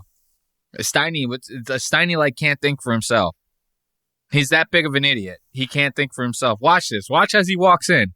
Soon as he daps up Adam, he like waits there. He's like standing there like a fucking soldier. Sir, I await your orders. You have to tell him to sit down, Adam. He doesn't come like right out the box ready to go. You have to like train him. That's good, bro. How are you? My brother, welcome to New York, dude. Dude, thank you. Just stands there. Why don't you sit down, my friend? What is he? It's almost like Steiny thought that Steiny was supposed to sit in Adam's seat. Like he's like standing there waiting for Adam to like move so that he can sit down next to the container of Happy Dad. Bro, you got Happy Dads all over the place. You don't need to sit down in that chair. Good? That was a great moment right here. We got one moment. How are you? I'm good, dude. How are you? You're at the UFC this weekend? Straight from Montreal, yeah. Ringside. Dana White. That's your life. It's my life. Dude, it's one of my fathers, bro. It's like a second dad to me. How are you going to disrespect your father like that? I saw no disrespect to him. Okay, I'm just saying. Yeah, like, I know. He's huge in my life. He's a mentor. So. Yeah, Have you had mentors along the way? Like people that... Look, watch. I want you to make sure you remember the fact that Adam just got like on Steiny's case about disrespecting his father. Remember that. Remember that for later on in the interview. So we got Steiny coming in. Good old Steiny. Nice little awkward moment right there, right? Now, this is where Adam's about to tell Steiny how much he's watched Steiny's content. He's like, I'm obsessed about you. I'm obsessed. You know, Adam does it. He goes, what are you talking about? I'm obsessed with you. He like hires his voice when he's trying to like fuck with people. He'll be like, no, I'm being like 100% serious. What would make you think I'm not being serious all of a sudden? I'm not being serious. I'm being totally serious. I've watched so much Nelk. Caleb and I in the studio have watched so much Nelk for the last 2 weeks. It's like, you know, like when there's an FBI agent, right? Yeah. And I'm like surveilling. I saw your board in the back. I'm not gonna lie, bro. You saw it? It looks like you're trying to solve a crime. There's a board in the back with yarn and shit. Oh. I saw that. I don't know if I was supposed to. I got to the bottom of it. But and you Netanyahu, I saw my you're dad's on photo notice. on there. You what? My dad's photo's on there. Yeah, of course. Like, you went really deep. I got your brother, your twin bro. Oh, you got my bro on there too? Yeah. Oh, damn. I just want to get So listen, this is how much Adam's going out of his way to fuck with Steiny's head. Steiny thinks this is real. He goes, yeah, I saw in the back you had like a whole cork board with like everyone's photos on it. You know, you were doing like the, like how they do in the movies. You had like yarn like going from photo to photo. Like this person's connected to that person. You have my dad's photo over here. And then Adam's like, oh, I got more than your dad. I got your brother on there. I got your sister on there. He's like, I got them all. Dude, I've been planning this for all of 2.5 weeks. He's literally just got on the subject of Steiny 2 weeks ago. He said it himself. He's fucking with Steiny. He's trying to make it seem that way, right? That's what I would think. If I walked in there and saw that like that, I wouldn't think that he was being serious. I'd be like, oh, this guy's trying to like fuck with me. He's trying to get into my head like before the interview. And Steiny is too stupid to put that thought together. Too dumb. With you guys. Dude, I don't know if you'd be a good fit. Why not, dude? I don't know. You just don't give me the vibe. You think that they think I'm pussy? I think so, yeah. Really? I really think they think you're Yeah, pussy, but what bro. if you said I'm cool? You don't That, think my word of me saying that you're cool might not be enough, bro. You don't think Steve would like me? I don't know you well enough yet. I feel like Steve... Look, now Adam's trying to get in his head. You don't think the boys would like me? You don't think all those big buff Nelk boys? You don't think they'd like me? Steiny already giving him the cold shoulder. He goes, bro, we wouldn't hang out with you, bro. You're a fucking bitch. All right? We're trying to fuck bitches. We're not trying to hang out with bitches like you. You know what I mean? So now watch this. This is gonna be a big one. This is gonna be a big time code right here for us. Okay? Because remember I told you how Adam is trying to give off the impression that he's fucking with Steiny. And Steiny's not catching on to the joke. Like I said, you see that cork board, it's like, that's a little too, you know what I mean? It's a little much, right? To actually be real. But then Adam starts throwing these fucking curveballs at Steiny that just starts sending him in like this tailspin. Like Steiny doesn't know what the hell's going on. Because Adam gives Steiny the full fucking Nardwar'd, bro. Adam goes full Nardwar'd. He starts reciting Steiny's social security number and shit. He starts asking Steiny all these questions that Steiny's like, where the fuck are you getting this information from? And it starts blowing Steiny's mind. Watch this. Yes. Your father was an attorney also, and he had a lot of athlete clients. From what I understand. Still is. He still is. Yeah. And so, were you around like a lot of like professional athletes growing up? Yeah. No troll. Broncos? Yeah. I saw you were a ball boy for the Broncos. Jesus, bro. What the fuck? How the fuck? Where did you see that? During the Jay Cutler years, I saw that you were a ball bro, boy. What the fuck? You really do research like that? Yeah, I've been studying everything about you for about 2.5 weeks now. God damn. You saw the Wait, do you pinboard. watch football? Dude, I know everything Okay, about where did Jay sports. Cutler go to college? Vanderbilt. Wow, bro. Yeah, straight up. Wow. I'm impressed. You ever meet TD? Who? Terrell Davis? The best running back Yeah, ever of for the course. Broncos? Dude? Yeah, obviously. Look at that. Steiny blown away by the facts and then tries to get Adam on that little football thing. Look, Steiny looks at a guy like Adam, just like I said. He looks at Adam, he goes, no way this bitch knows about football. So Steiny's trying to turn the tables on him, right? To like get Adam to stop doing this like invasive line of questioning. And he goes, well, do you know anything about football? And then he tries to question him. Oh, well, what college did this person go to? Adam hits him with that Vanderbilt. Now Steiny's mind is really fucking blown. Steiny was like, whoa, my fucking plan has completely failed me. Like the tables are now turned back on me. You ever met 30? You ever meet Eric Cartman? No. I would love to, though. If I could meet anyone, that's who I'd want to meet. I wish South Park was real. South Park was probably 20 minutes from me. Your grandparents, though, they were in the Showa, from what I understand. Yeah. Yeah. And they were immigrants, and your dad, like, kind of, like, made it as, like, a first-generation Jewish boy. They came to America speaking no English. A first generation what? And then moved to Colorado, and then my dad went to CU, and then went to law school. Boulder. Yeah. Yeah. Wild 420 over there. I went there, too. Yeah, so did your brother. And guess who else did? Who? My sister. Oh, your sister? Yeah. Oh, that's sick. Yeah. Yeah, of course. He DM'd my sister. No, she asked me. Uh-oh. Steiny calling out Adam. He DM'd my sister. This might turn the tables. This one actually might turn the tables. Is Adam going to freak out? My sister. She followed me, and I wanted a little info. No, I don't even care. Of course, you were at Pi Kappa Phi. Fuck, and bro, you had the what nickname fuck? Xanax. Wait, whoa. What? Whoa. Look, Adam's winning again, bro. Steiny, you almost had him. Why are you fucking letting off on this? Steiny seriously could have, like, really fucked with Adam in this one instance right here. Like, you had it. You brought up the sister DMs, bro. Why don't you fucking, like, twist the knife a little bit instead of letting him fucking turn it on you? Now he keeps asking. Now he brings up his fraternity where he went when he was in college. He's pulling out information Steiny has never made public online. That shouldn't be enough to fucking shake you. Fuck with him back. Yeah. Yeah, of course. He DM'd my sister. No, she asked me. He DM'd my sister. She followed me, and I wanted a little info. No, I don't even care. Of course, you were at Pi Kappa Phi. Fuck, and you had the nickname Xanax. Wait, whoa. Steamrolled like a bitch, dude. Come on, Steiny. What the fuck? Whoa. I want to talk to you a little bit about the Wizards chest, though. What was yo-yoing class like at the Wizard's Chest? Dude, there was a yo-yoing phase. I feel like when I was in like 6th grade, and there was this place called the Wizard's Chest where you would go for like school. But it was like a wizard school. Did they take you out? Dude, Steiny really is a fucking idiot, bro. Just to look and see how serious his face is, he goes, but it was like a wizard school, bro. Like, rich kids should not be able to have children, bro.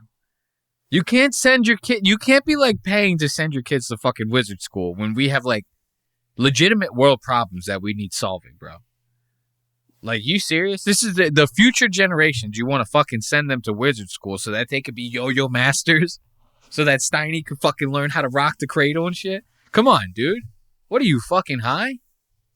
Rich people, you cannot do this. If you're rich, if you make over like $1 million a year, your kid should have to go to public school.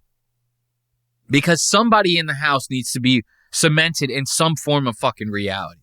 You can't just all be fucking living in this rich bubble and sending your kids to fucking wizard school to be yo-yo masters like Steiny. And Steiny, watch, this is the one thing I love about Steiny. He's like the most fucking confident, cocky dude in any situation. He's sitting there talking about going to wizard school and becoming a yo-yo master, and then watch, he'll start bragging about his yo-yo set. He'll be like, dude, I had the sickest fucking yo-yo set. It's like the gayest thing that you could possibly be involved in as a child, and he will still brag about the fact that he was involved in it. Yo-yoing class like at the Wizard's Chest? Dude, there was a yo-yoing phase. I feel like when I was in like 6th grade, and there was this place called the Wizard's Chest where you would go for like school. But it was like a wizard school. Did they take you out of real school to go to wizard school? This is like grad school. And you could walk the dog? You could... I was nice, and obviously I had a nice yo-yo set because I was fortunate. Of course you went to snowboarding camp at Windell Snowboarding, and they made you chug a bunch of milk. Dude. Steiny, what? Just chill, bro. These are like things that I've forgotten about in my life. Yeah. I did do that, yeah. I talked to Livy List, and she told me... Whoa, do you see Steiny's face right there? Dude, Steiny is like, yo, which one of those hoes was that? Look, watch when I talked to Livy List. Steiny's eyes get so goddamn wide, like he's seen a ghost. Watch this. Yeah. I did do that, yeah. I talked to Livy List. Look at Steiny. Look at his eyes. He goes, I talked to Livy List. Steiny's fucking like, what? You talked to who? He's Steiny's drowning in pussy. A guy like Steiny, you know he's drowning in puss. He's covered in it. He's probably got so much puss on him right now. He's probably got a couple pusses in his back pocket as we speak. And so Adam could be bringing up someone from 2 hours ago or 2 years ago. Steiny has no idea. Look at his face. You talked to who? Oh. I talked to Livy List. My life. Yeah. I did do that, yeah. I talked to Livy List, and she told me about hiding in the garage. Do you have any info, like apparently, like, you never admitted it to your family. That was like really personal. If I said the name Tommy Smith, what would that mean to you? Oh my God. Yo, watch. Remember the last time we talked about Steiny? I did a whole segment on him where it was an episode of his podcast, One Night in Steiny, where his sister just called to him out nonstop about true stories on how he's the biggest piece of shit you'll ever meet in your entire life. And he says, who's Tommy Smith? Adam Friedland says this to Steiny. Steiny is like going through his mind. He goes, I cannot believe this guy actually got this fucking information. He has no choice but to explain himself now. And when you hear his explanation, you're going to know how big of a piece of shit this guy is. Steiny is the pieciest of shit. Like, and I'm kind of like with him because he wears it like a badge of honor. He's not one of those like people that like he's like trying to pretend to be this like righteous dude. Steiny knows, bro. Like, he knows he's a piece of shit. He can't deny it. Tommy Smith was an alias I had when I was with a girl, and I didn't want her to know my identity. In high school?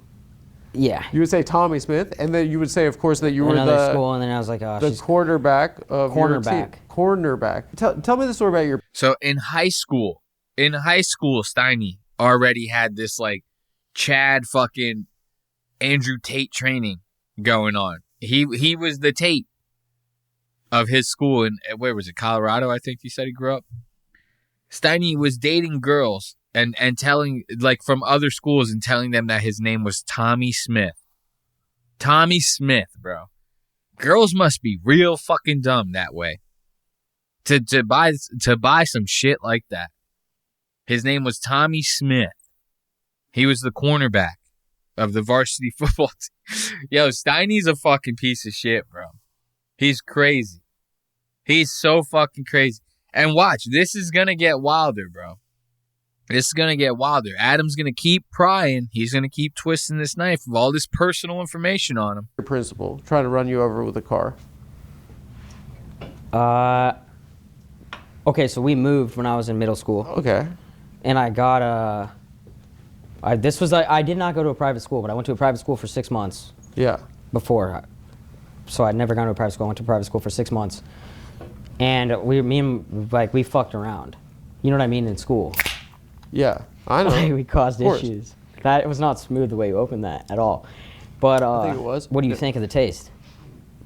Tastes the wild cherry. It tastes incredible. Yeah. What was it like having a successful dad, though? Just tough. Was he a hard ass? Fuck yeah. Really? Yeah. What did he want for you? Huh? What did he want for you? Like, he didn't care about me. It was all about him.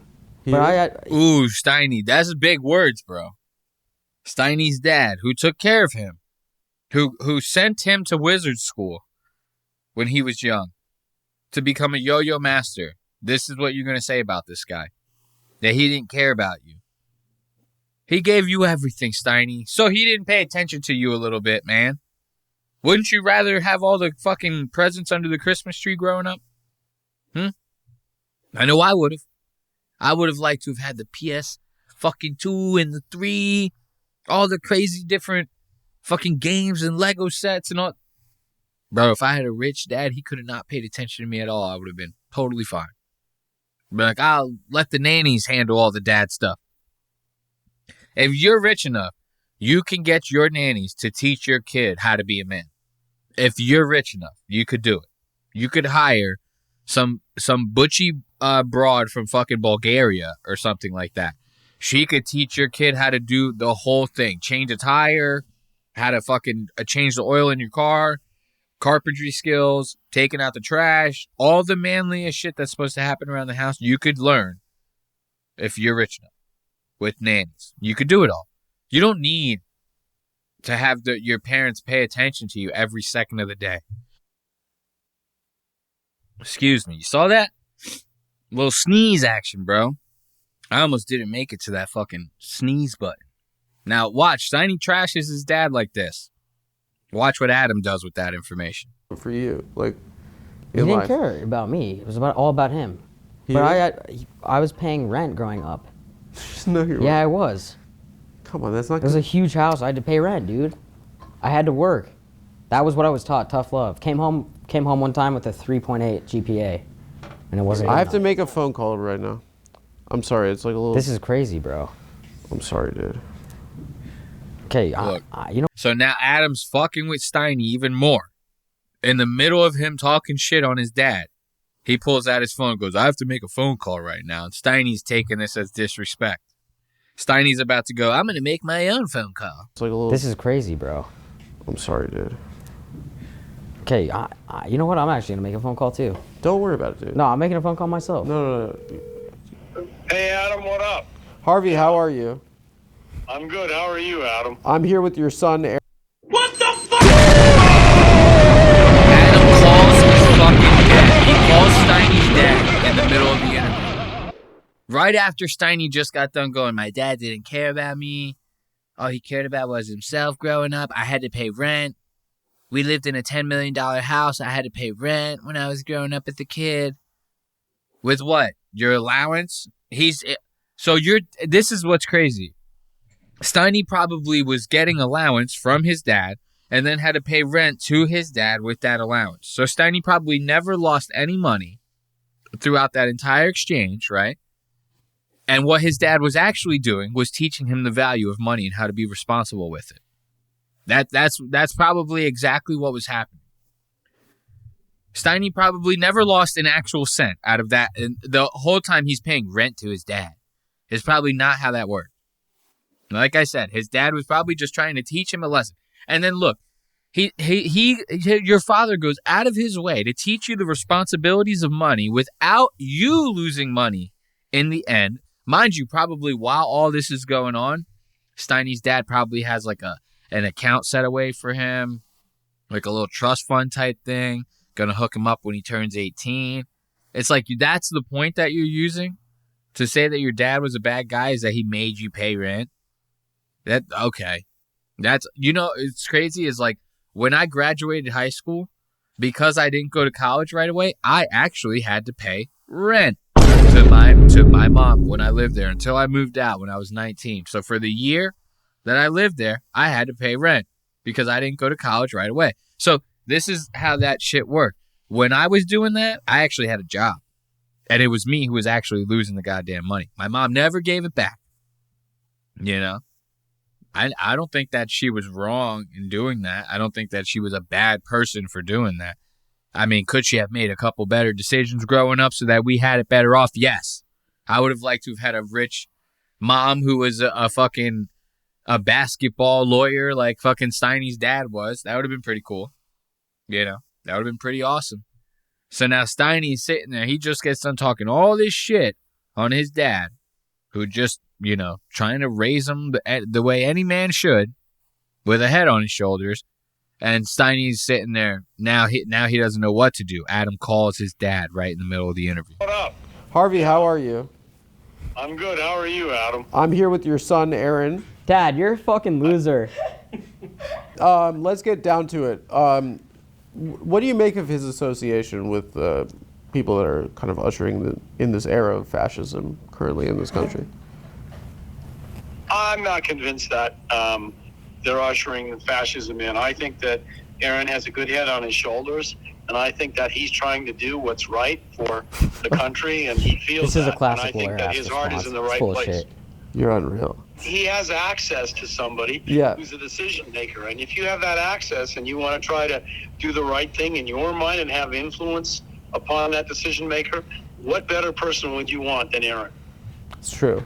Yeah. Listen, so his dad, as soon as he gets on the phone, Aaron, Steiny, Mr. Aaron, double Aaron, calls him a fucking loser, and then his dad gives some canned lawyer response about how my son's the greatest boy that I've ever. I raised my son to be the coolest man. Him and his friends are doing awesome, and Steiny he's an awesome dude to have in your network. It's like, what? That if I was Adam, I'd be pissed. I'd be like, bro, we're supposed to be embarrassing him right now. What are you doing? Yeah. I just have one last thing to share with you. Yeah. He referred to Mr. Dana White as his real dad. Well, for all I know, that may be true. Sir, you're an officer of the court. He impeached your good name in public, and after everything you've done for him. I think maybe he impeached his mother's good name, not mine. Why is that? Think it through. Well, if Dana White's his father, that would implicate his mother, wouldn't it? As opposed to me. You're tearing this family apart. No, he's too smart, bro. Fuck. I would have never thought about that part. Do you have to have a discussion with... Look, they can't even get... This guy's such a good lawyer. They can't even fucking prank him on the phone. Look at this. This is bullshit. Your wife know? Dad, why are you talking to Adam? Okay, sir, thank you so much. This has been a prank this entire time. I appreciate all your efforts. Thank you, sir. Thank you for everything you've done for Aaron, despite the fact that... Not being loved as a kid, yeah. Apparently, you're much more appreciative than he appears to be. Well, I've grown quite close with my father, and... well, good. You know, we didn't always see eye to eye. I felt like... We didn't always see eye to eye. This is my father you're talking to. Dad, Well, I was in the middle of a story. Yes, sir. I will tell you, Adam, for what it's We worth. had an operating theory Yo, don't cut him off. This is my dad speaking. Whoa. You cut me off while I was telling that Dad, story about how my mom please. died. Okay. Continue. Now the two Steinbergs are going against Adam. Adam's, dude, one of these Steiny's on the goddamn phone. Steiny Senior's on the goddamn phone. How are they bullying Adam right now in this moment? This was great because this all, like, the second that you see the phone pull out and you see Adam go like, oh, hey, Mr. Steinberg, I'm here with your son. It's like, okay, you think that this is going to be good. You're like, oh, all this buildup, and now it's about to pay off.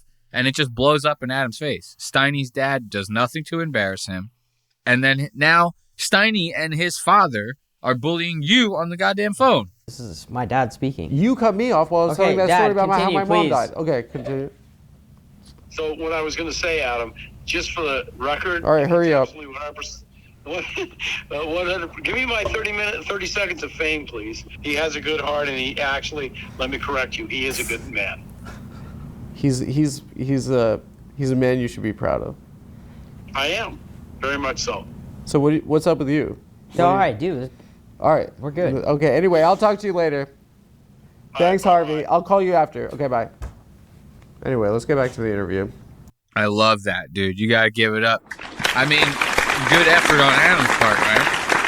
And I thought that was going to be it. I was like, dude, that's going to be like the most climactic part of the episode, and that wasn't even really that good. Like all that, like Nardwar'd or whatever the fuck. You guys know who I'm talking about? That guy that interviews rappers, and he has like that real weird voice. And he's like, hey, Jay-Z, how's it going? Like, but that guy does that shit. He'll like start asking these rappers questions that they're like, yo, the only person I ever told that to was my baby mama back in 1987. You know, and they're like, how do you know that? You a Fed, bro? You working for the Feds, Nardwar'd? Like, so, like, when I saw Adam doing it, I was like, oh, this is fucking genius. Like, he's actually fucking, and then it all built up to the phone call and then nothing. I was like, this is some bullshit. But Adam saved it with one last final question. This is the question that I was needing the answer to from the second this interview started. This was the first thing that popped into my mind as far as questions go. And I thought that I was going to go through the entire interview having this go unanswered. Luckily, Adam brought this question to life. Watch this. Who he is. Has anybody ever offered you, like, one of those guys to come on your show and they'll pay you? Yeah, a lot. Bezos, Zuckerberg. No, not like that, but just like a random guy or anything like that. To pay me to do this show? Yeah. Most certainly not. Oh, okay. Yeah. Okay. I've had, I don't know, you. Who else have we had? Scumbag Vinny. Who else have you? Have people offered like a... Yeah. Do Like people offer like a big bag to like do full send podcast? Yeah. And you've accepted? No. No. And to just do like a reel with me and shit like that. And I've said no. You don't do that? No. SpawnCon? No. What's your number though? A lot. Like, honestly, I don't even think I would do it. For what? Look, now watch this, Steiny. Adam goes, what's your number? How much would you accept if somebody wanted to be on like the Full Send podcast or wanted to do like a reel with you? How much would you accept? Steiny, right away, being a man of integrity, he goes, honestly, man, I don't even think I would do it. Like, if anybody offered me like any amount of money, like, I'm good, bro. I'm making my own bags and shit nowadays. You know what I'm saying? A lot. Like, honestly, I don't even think I would do it. For what? I don't think I would do it at all. What about $1 million? Yeah, done. $1 million. Yeah, done. What the fuck? As soon as he said, he goes, yeah, honestly, I don't even think I would do it, bro. I don't even think I would do it. He goes, what about $1 million? He goes, done. Doesn't even think twice about it. Dude, Steiny is not the type of person that you want to be having like Mexican standoff type situations with. Like if it's a decision between his mom on one racetrack and a treasure chest full of bands, you know, crispy hundreds, you know, it's $10 million in that chest on a different fucking train track. I said racetrack. If Steiny's mom was on one train track and a fucking treasure chest full of $10 million was on another, Steiny would choose the $10 million on the other one. He'd go, man, you know what I could do with all that goddamn cash, bro? I could be making shit happen. You know, that's the kind of guy Steiny is. So you would... For $1 million, fuck yeah. You would suck a dick for $1 million? No, I did not say that at all. It's just one suck dick. Ooh, Adam twisting it on him. You suck a dick for $1 million?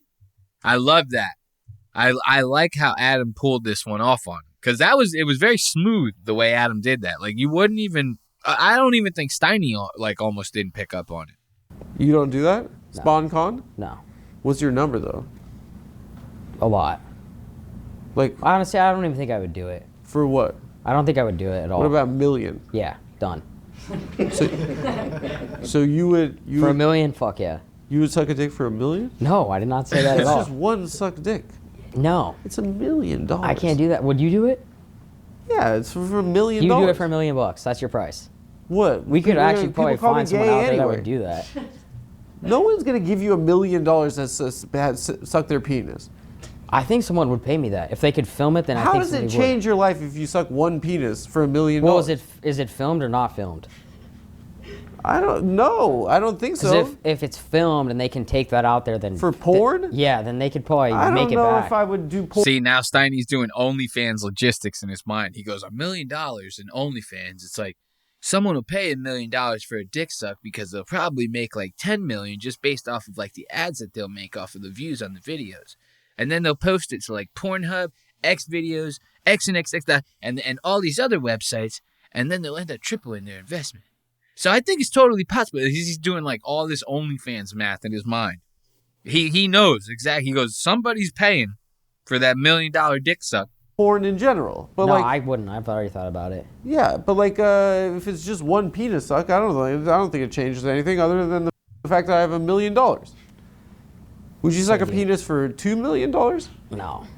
What about $5 million? $5 million is so much money. I can't do it for that. What about, okay, 100 Dude, million. I can't 100 million. Okay, now you're speaking a little bit closer. Okay. There we go. Now you're speaking a little bit closer to my man's language. $100 million. I mean, Steiny will suck a dick for $100 million. Okay, 100 Dude, million. I can't 100 million. Okay, now you're speaking a little bit closer. There you go. Now you're speaking a little bit closer. Steiny will suck a dick for $100 million. If any of you got it out there like that, you know what I mean? I think Jeff Bezos could pull that off. A guy like Jeff Bezos, he probably gets his dick sucked like kids, from kids like, I can't talk. Jeff Bezos is probably getting his dick sucked by kids that look like Steiny on a regular basis. But they're not famous like Steiny is, right? They're nobodies. These are like Jeffrey Epstein Island types. You get your dick sucked by Steiny. I mean, that might be worth $100 million. For a guy like Jeff Bezos? I mean, he's married to that lady that's got like the plastic surgery. She looks crazy. She looks like a mutant. So I would imagine Jeff Bezos would take a good old top job from Steiny for $100 million.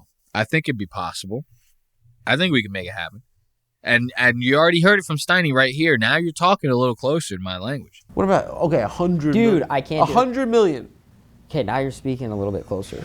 Okay. Yeah. But you said you do it for $1 million. I want to make that very clear. You said you do it for $1 million. That's so much money. I'm at the $100 million. I'd rather. I want to send my kids to college one day. Well, you know, I'm getting engaged and stuff. See, Steiny wants to make sure that everybody knows. He goes, well, Adam's gayer than I am because I said 100 million and Adam only said 1. So let's give it up for Steiny, dude. The world knows. Now we all know that Adam Friedland is just that much gayer than you are because he'd suck a dick for $1 million as opposed to you sucking a dick for $100 million. You know, it's good shit. It's good shit. You know what I mean? Good shit. You know, you smell me? All right. So what are we going to dive into next? I'm trying to think here. I got a little bit of Kill Tony, but we also have a voicemail from a listener. And we're running out of time, and we're not going to go crazy on time this episode like we did last week. So let's see. What are these Kill Tony time codes looking like? And then I will make the decision. Are we going to do Kill Tony, or are we going to do the listener voicemail segment? Let's see. What are these time codes? We got... We got...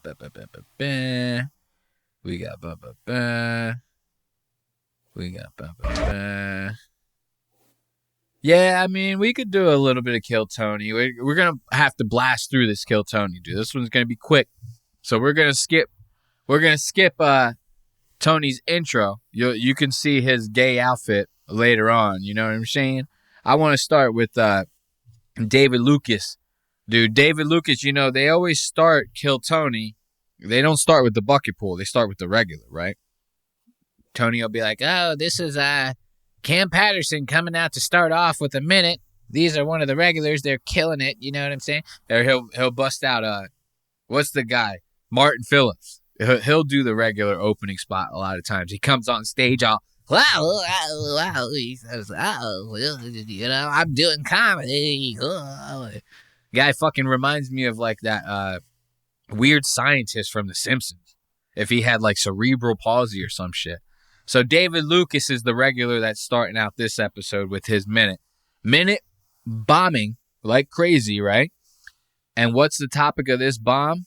It's all about squirting pussies. Yeah, of course. David Lucas does not fail to deliver when it comes to being a total fucking creep in the comedy world. Let's check out the ass end of this squirting minute that's just nothing but Bombsville. And then we'll take it into Dave getting roasted to shit by Joe DeRosa. Watch this. But ladies, if you do have to squirt, which we know by now is pee, we just have one request.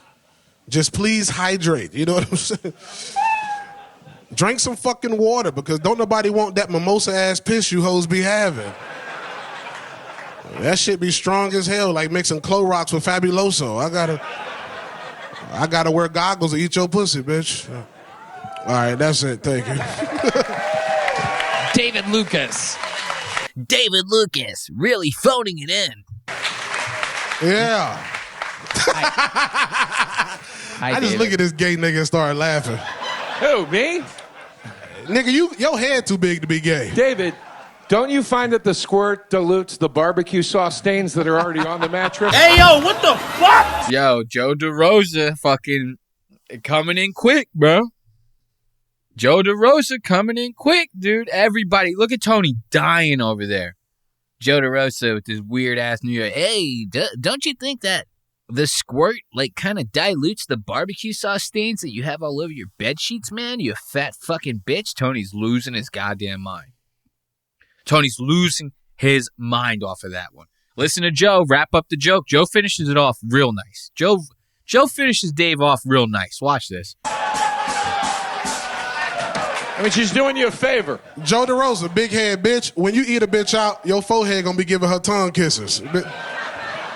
You have so many food packages delivered to your house, they had to change the name of the app to Post Office Mates.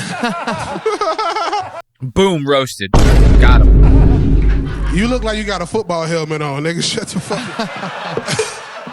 Fucking New York Jets helmet wearing motherfucker. You got a big ass head, nigga. If you headbutt a nigga, you going to jail for murder. I thought they discontinued chocolate Twizzlers. You have them on your head right now. Jesus. You can't see him, though, because Dave is so black. He's like blending into the background. You can barely see the Predator-style braids that he has on the top of his head. And then when you do try to look close enough, you get blinded by the glisten of that fucking sweaty-ass forehead of his. Dave Lucas. Whitest motherfucker in comedy. I said whitest, not whitest. Jesus Christ, bro. I hate to see you put on a fucking motorcycle helmet, nigga. God damn. How would you be an astronaut, nigga? I don't know. I just want to shoot you in it. David Lucas. What's up, nigga? Talking about making girls squirt. Is that a thing that you do? Can you do that? Yeah. How do you do that? What are you sure it's not your sweat that's just there? Hey, look at Tony over here, gayer than fuck. How do you do that? How do you make a girl squirt? I've never made a girl squirt, but I've only done it to guys before. I know guys do. If you penetrate the guy hard enough, eventually he squirts everywhere. I've never seen it done to a woman before. You know, watch this. This is funny. We're gonna go real quick on this one. This one was kind of a disappointment. They start talking about David Lucas's rider, but then they switch the subject real quick, and this kind of pissed me off because I was like they made it. David Lucas got defensive as soon as they started bringing up the rider. how much food he had on his goddamn rider, David started getting defensive. And they end up changing the subject. It pissed me off. I'm about to start scouring the subreddit, the Kill Tony subreddit, so I could see if I could find what was on that rider. Somebody has to have that information on the internet. How dare you? What do you eat when you're on the road? Everything.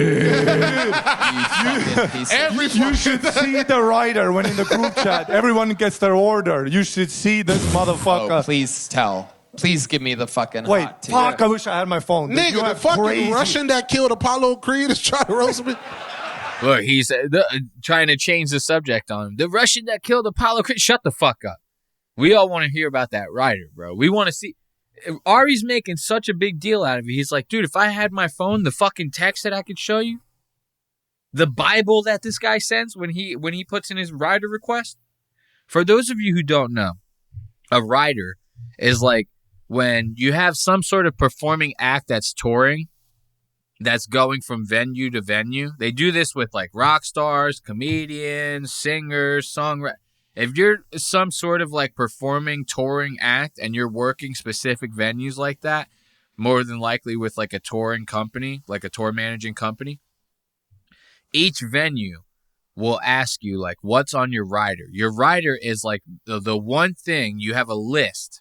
It's like your list. And every venue that you go to, your people give the venue that list, or you give the venue that list if you're a comedian. And the venue gets whatever you want that's on that list and make sure that you have it in the green room for you when you show up to perform. I've talked about this on the show before. A lot of people will do like really wild, stupid shit with this. They'll like start asking, like, I've heard stories of like, it was like Mariah Carey. She wanted like only green M&Ms was something that was on her rider. So like some asshole would have to go out and buy as many packs of M&Ms as they possibly could just to sift out the green ones to make sure that she had a bowl of only green M&Ms when she walked into her dressing room, right? But this is the thing. People get crazy with those orders, right? They don't realize, well, actually, they probably realize, but the public doesn't realize. That money gets taken out of, like, what they would get paid to perform. So, like, if you're a comedian, and you're getting paid $10,000 to do a weekend at a club, right? And you have a rider that has all this crazy shit on it that totals out to $3,500. You are only going to get paid $6,500 for the gig because they're going to take the $3,500 out of the $10,000 that you would have made for the weekend. That's how that shit works. So David Lucas is basically having all of these clubs do like his food shopping for him. And then his fat gluttonous ass eats like whatever he possibly can, throws out the rest, moves on to the next club, and does it all again. It's all coming out of his pocket. That's what's crazy. So you know a guy like David Lucas, he's not going to let a morsel go to waste. He's going to be like, nah, nigga, I paid for this shit. We eating all of it. He's got half a grocery store in the goddamn green room before every show he does. I must have distorted you. Get the fuck out of here, boy. With that goddamn wham, bam shirt on. Nigga, that shit look like comic book. The way he keeps doing jokes, I can tell there's a lot on this rider. I want to know more about the rider. No, don't hit us with the rider. 2 rotisserie chicken. Oh, dude.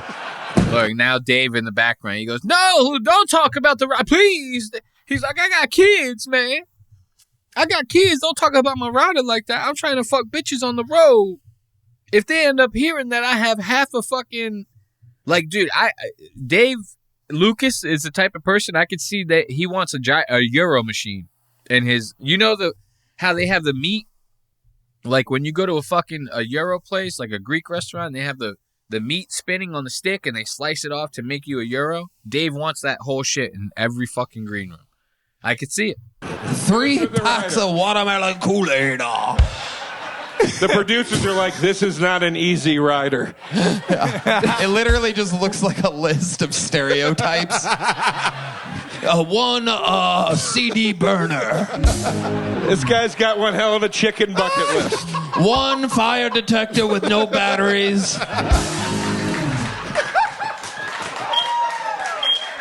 Hey, man, fuck you, nigga. You gonna ask for an avocado-sized ibuprofen, nigga, big head ass. 3 job applications. Dave Lucas has the blackest things on his rider. Imagine that. I wish all the shit Tony was saying was true, but we'll never know because they changed the fucking subject. Tony, a probation officer live in the flesh. David Lucas's rider, everybody. That's what's waiting for you in green rooms. If you guys, Tony, you want pickles and cucumbers? I'm surprised you know what those vegetables are, David. You son of a bitch! How dare you? Son of a bitch! We're having fun here, David. You are the greatest person to get a. Why blow past the rider? Shut the fuck up. David, you're the greatest person to get the golden ticket. Shut the fuck up. We want to hear about the rider. At least I wanted to hear about the rider. I was pissed. I'm being serious. I'm going to end up going on the subreddit and see some asshole out there's got someone who worked at a comedy club that just works in the back somewhere. Somebody has to know that info and is ready to blast it on Reddit out there. I know they are. I just know they are. Now watch this. Oh, this is crazy, man. All right, so these are long time codes. This is why I'm getting kind of weird about this, because we really are running out of time, and I want to get to the listener submitted voicemail. So we're gonna go through and kind of blast through this time code a little bit. There's this like somewhat good looking blonde girl, right, that comes on the stage. She's a bucket pool. She goes up. I'm going to tell you right now. I'm going to spoil it for you. She bombs. She bombs the entire fucking goddamn thing. Now, here's the thing. Right after she bombs, right, they start interviewing her. Arri Matti is like in love with her. He starts going, oh, she was so funny. She was like the funniest fucking girl ever, blah, blah, blah. And then it starts getting creepy. Wait until you see this. Check this out. This is Cynthia Brazil, everyone. Hallelujah. That's my time. Okay. You saw how that ended. You could hear it. Silence. She bombed. Hard as fuck. Everybody in there was having a moment of silence because her set, it died right there on the spot. Just like how shitty that joke was I just told. Cynthia Brazil. Man, what's crazy about that set is that the Fuckboy Island thing would have worked had we already not been convinced that you weren't funny before that. Ouch. Everything. Shut up. I loved her. Really? Shut up, Tony. That was amazing. Cynthia. Wow. That was incredible, Cynthia. I can totally mentor you later. Yeah, Cynthia. Shut up, Tony. Voice of a generation, Cynthia. See, this is what's crazy to me about this is like, it seems like this is just a joke, right? But look at this. This man right here is evil. You think that he's kidding about that? Where he goes, I could mentor you later, Cynthia. I could totally mentor you. And he's supposed to be Russian. He sounds like fucking Count Dracula. He goes, oh, I could mentor you later, Cynthia. I could suck your blood. Shut the fuck up. So, to me, you know, like we always say, these jokes, they come from a place of truth, right? This guy is saying these jokes, I could mentor you later. I guarantee you, Arri is at comedy clubs doing shows. When he sees, like, good-looking young female comics coming up, he goes, I could mentor you later. Why don't you come to my hotel room? I tell you how to make joke. I tell you how to make fuck, too. You know, Ari's a creep, bro. And watch, this gets creepier. By the end of this, Arri will have his arm around that girl before she leaves the stage. Watch this. You'll see. Cynthia, how long have you been doing stand-up? A little less than 3 years. Have you been on the show before? No. Okay, less than 3 years. Where at? At the Ding Dong Show every Monday with Don Barris. That's right. I've done Australia, How long have you been on the Ding Brazil. Dong Show? It's going to be a year next month. Wow, that is so cool. I did not know that. So, you've been doing the Ding Dong Show every Monday for a year? Yes. And what do you do on the Ding Dong Show? For those of you that don't know, the Ding Dong Show is famously the longest running show at the Comedy Store. I don't give a fuck about the Ding Dong Show. Skip ahead. Times, the creator of the great movie Wendy. Shut the fuck up. It's hard to describe. I do stand-up. Right. Nicole Tran is in it, too. She does stand-up. But there are some people that do their stuff, and they're a little bit, crazy. Well, you're familiar with the people that come here, a little autistic, a little crazy. Yeah. And, we welcome everyone. Absolutely. Yeah. It's a very open format. So how long of a set do you do there on Mondays? Now I've been doing 6, but before it was like 10, 15 sometimes. But then Dawn is amazing. Dawn America. Look, that's how bad this girl was at comedy. She's talking about... This is like one of those cases where like she's like just super hot, so everybody's like giving her all these opportunities because they all want to fuck her. They all get disappointed in the end. The whole time she has a husband. So like that's what I picture this situation like. She's going, "Oh, Don Barris, he brought me up. I did Australia. I did all these bro." The girl said was dog shit. There ain't no way nobody like that is doing these spots with all these people. She's been on the fucking the Ding Dong show for a year. She started at 15. Now she's whittled down to 6. What does that tell you? This Don Barris or Don Rickles or whatever the fuck this guy Don is, he's losing faith in her. He goes, man, she's hot. I want to keep her around, but she's fucking bombing on stage. I can't give her 15 anymore.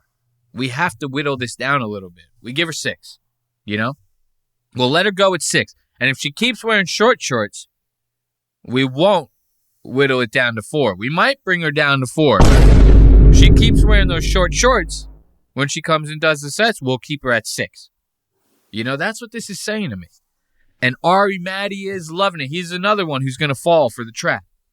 He's going to be, I'm going to mentor you, girl. I'm going to take you on tour. I got a show you want to do. I'm surprised Red Band isn't asking her to do a secret show already.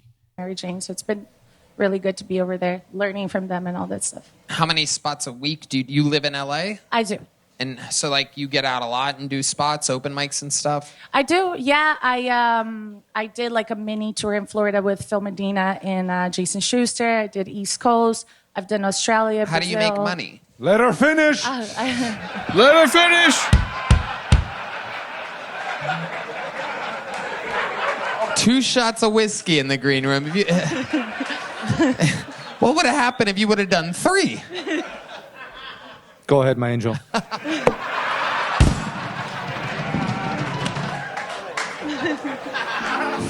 I have another tour for you, by the way.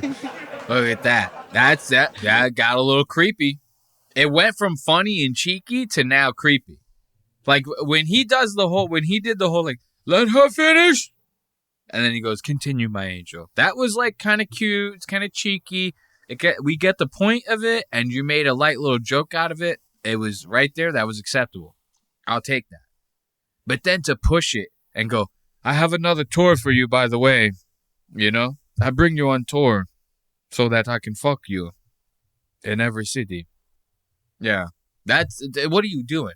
What are you doing? That's fucking creepy as hell, bro. Like the creep, that's like so fucking creepy. To me, I don't know. Maybe I'm wrong. Maybe I'm not hip with it. Maybe I'm just an old man. To me, that was creepy. Bottle service and bartending. Okay. Yeah. Okay, that's in LA. Yes, that's in LA. All right. You do bottle service in LA. Yeah. Okay. D Madness, I found a new all-blind bar you can go to. It's for blind people that don't care how hot the bottle service girls are. Wow. Nobody? Tony, what the? I'm kidding. The rain twice today. Okay, I'm kidding, Cynthia. It's an ongoing joke between me and Arri. He likes you. We're doing good cop, bad Tony, cop. I'm leaving the show. Ouch. He's leaving the show. Cynthia, what do you do for fun? You have kids? No. Okay. Yes. Oh, Red Band. Oh, Red Band's got it. See, now everyone's trying to get it. They're all trying to frick her. I gotta calm down. Everyone on this stage, they're all like making passes at this bitch. I mean, it was funny at first when Arri was doing it, and then he got creepy. Now it's starting to get like a little played out. Like if I was this chick, I'd start short wording these motherfuckers so that they could kick me off the stage real quick. I can't be up there getting harassed by Red Band, Arri Matti. You got to fucking the Estonian assassin. Nah, pass, bro. Pass. She's from Brazil. She don't fall for that Estonian bullshit. Chance all of a sudden. What the fuck was that? You know how to do make body shots? Nothing. Not that kind of club. Okay. Anyway.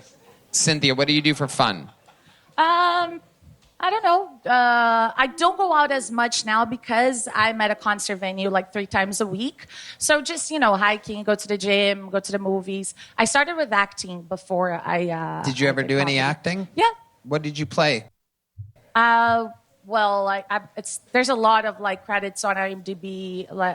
So I've done action movies. I've done a kids show too, where I got to sing. That was a really cheesy one. Why don't we do a little acting scene here? Oh no! Why don't we do? God, Arri Matti is a secret agent.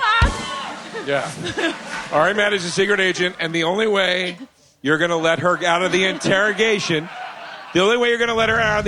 is she has to sing to you. Whoa. Hey, what the fuck? We don't need that Shakira looking. Look, this girl wants to be Shakira. You ain't short enough, bitch. You guys know Shakira's 4'5". I'm not even kidding. She's like a midget, bro. Shakira's super small, bro. No? Shakira. That was Shakira. Okay. Here we go. Okay.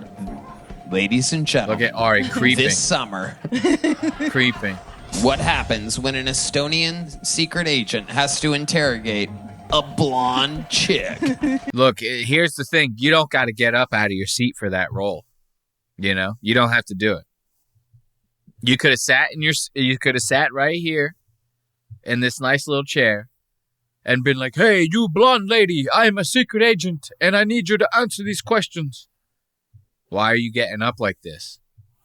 Why are you creeping over to her like this? This is very strange. There should be, in my opinion, when I'm watching Kill Tony, there should be no reason that any panelist gets anywhere near a bucket pool. Anywhere near them. If the bucket pool comes over to dap you or something, be kind. Help them out. You're probably one of their heroes. Dap them up. Let them get off stage. You don't get up and start fucking hugging bucket pools. Start dapping up bucket pools at the mic. You know what I mean? This is not this is not what you're supposed to do. You're not supposed to break this. Cynthia, my angel, we have to save the world. And there it goes, just like that. Throws his arm right around this bitch. Puts his face, he's almost cheek to cheek with her like this. Breathing all in her face and shit like that. He's probably got bad breath. He's been taking shots, drinking whiskey and cokes and stuff like that on stage. His mouth is probably dry as hell, so his breath is probably crazy. Arm completely wrapped around her. And wait until you see when they zoom out. Wait till you see how he's all pushed up against this chick like this. Okay. That's good. Improvise. Look at this. Forcing his leg into her leg like this. This is, you have to call the police. FBI, open up! This is a crime. This is a crime. This is sexual harassment. They barely have a bottle water of space between them. Barely. And he's pushed up on her like this. And look at all the force that he's putting into it.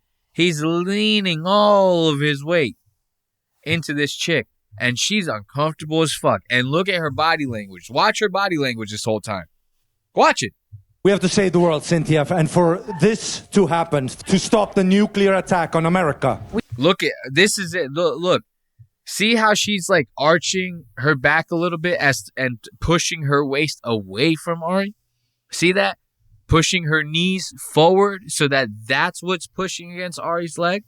See how she's doing this? See how she just widened the gap? It used to just be a bottle of water between them. Now she's widening the gap. She's pushing off of him. This is wild. You're seeing this in person. We need to call the police. We have to kill Tony.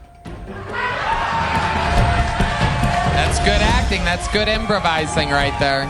Keep going. Keep going. Cynthia, you must sing. And now she starts with this fucking stupid Shakira bullshit. Finish this. I can't. We have to kill this chick. We have to, because if we don't, then she's going to go to the cops.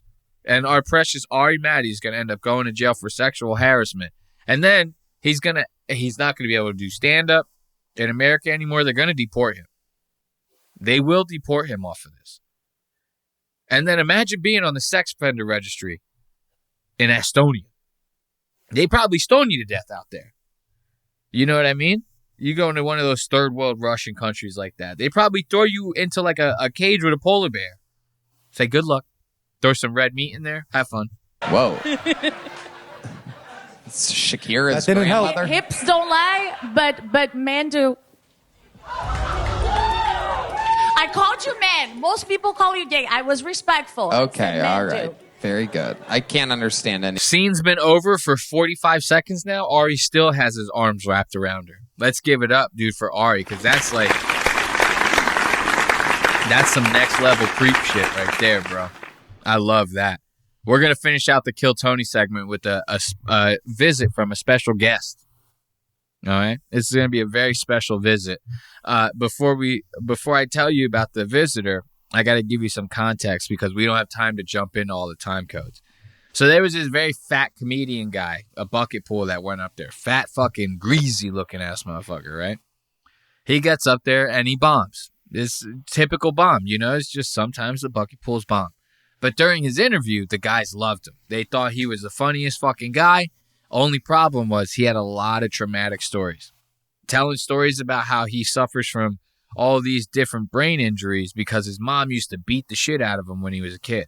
And not only that, she would fucking like whore her son out to like her ex-boyfriend. She was like giving this kid away when he was a child, this kid's mom, to be like groomed and fucked by her ex-boyfriend from the time he was like 5 until he was like 15 fucking years old. This fat fuck's life has been in shambles forever. And then he gets on stage and bombs. But the guys just love him. They love his personality. They love him so much that they start actually extending their hands and hearts out to him. To the point to where Joe throws a nice little piece on this guy.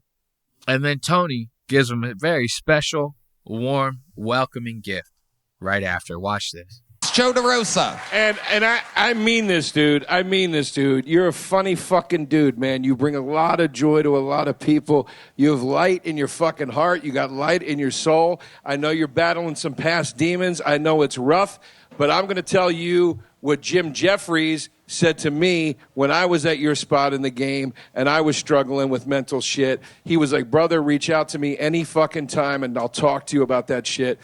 I'm saying that to you right now. You fucking reach out to me any fucking time you need, dude. Because I'm telling you, dude, you can't fight the fight on your own. So much. Lean on somebody, man. I mean it, dude. I mean it. Don't let that dark shit suppress your light, man. You got a gift.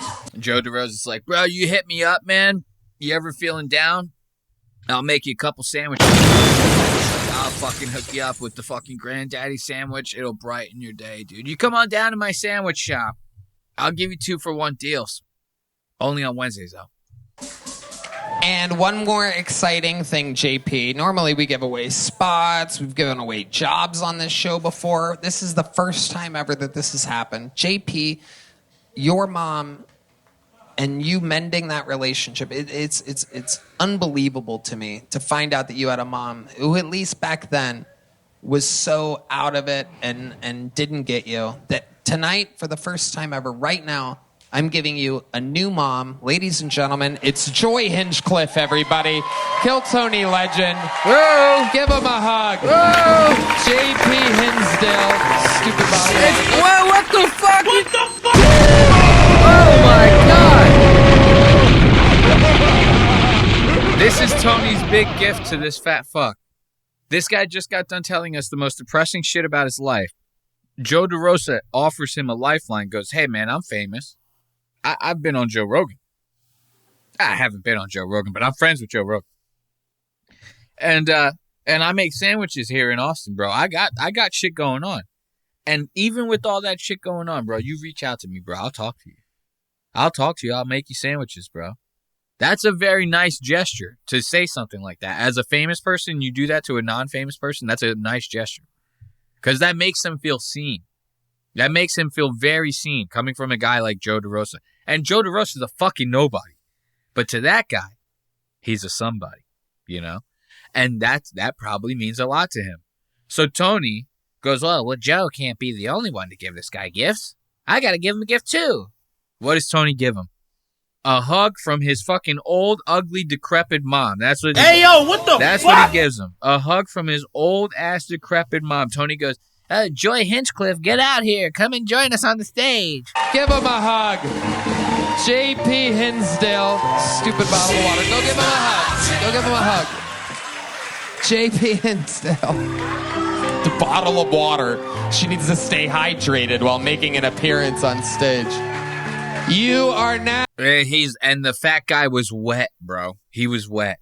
Tony's mom gives him a hug and immediately pushes off. She goes, "Whoa, dude, what the fuck is this guy wet for?" That's a rough look right there. If you're fat and wet, that's a rough look, bro. You got to be one or the other. You got to be wet or you got to be fat. You can't be both. If you're fat and wet, you might as well just kill yourself. Let God start all over again.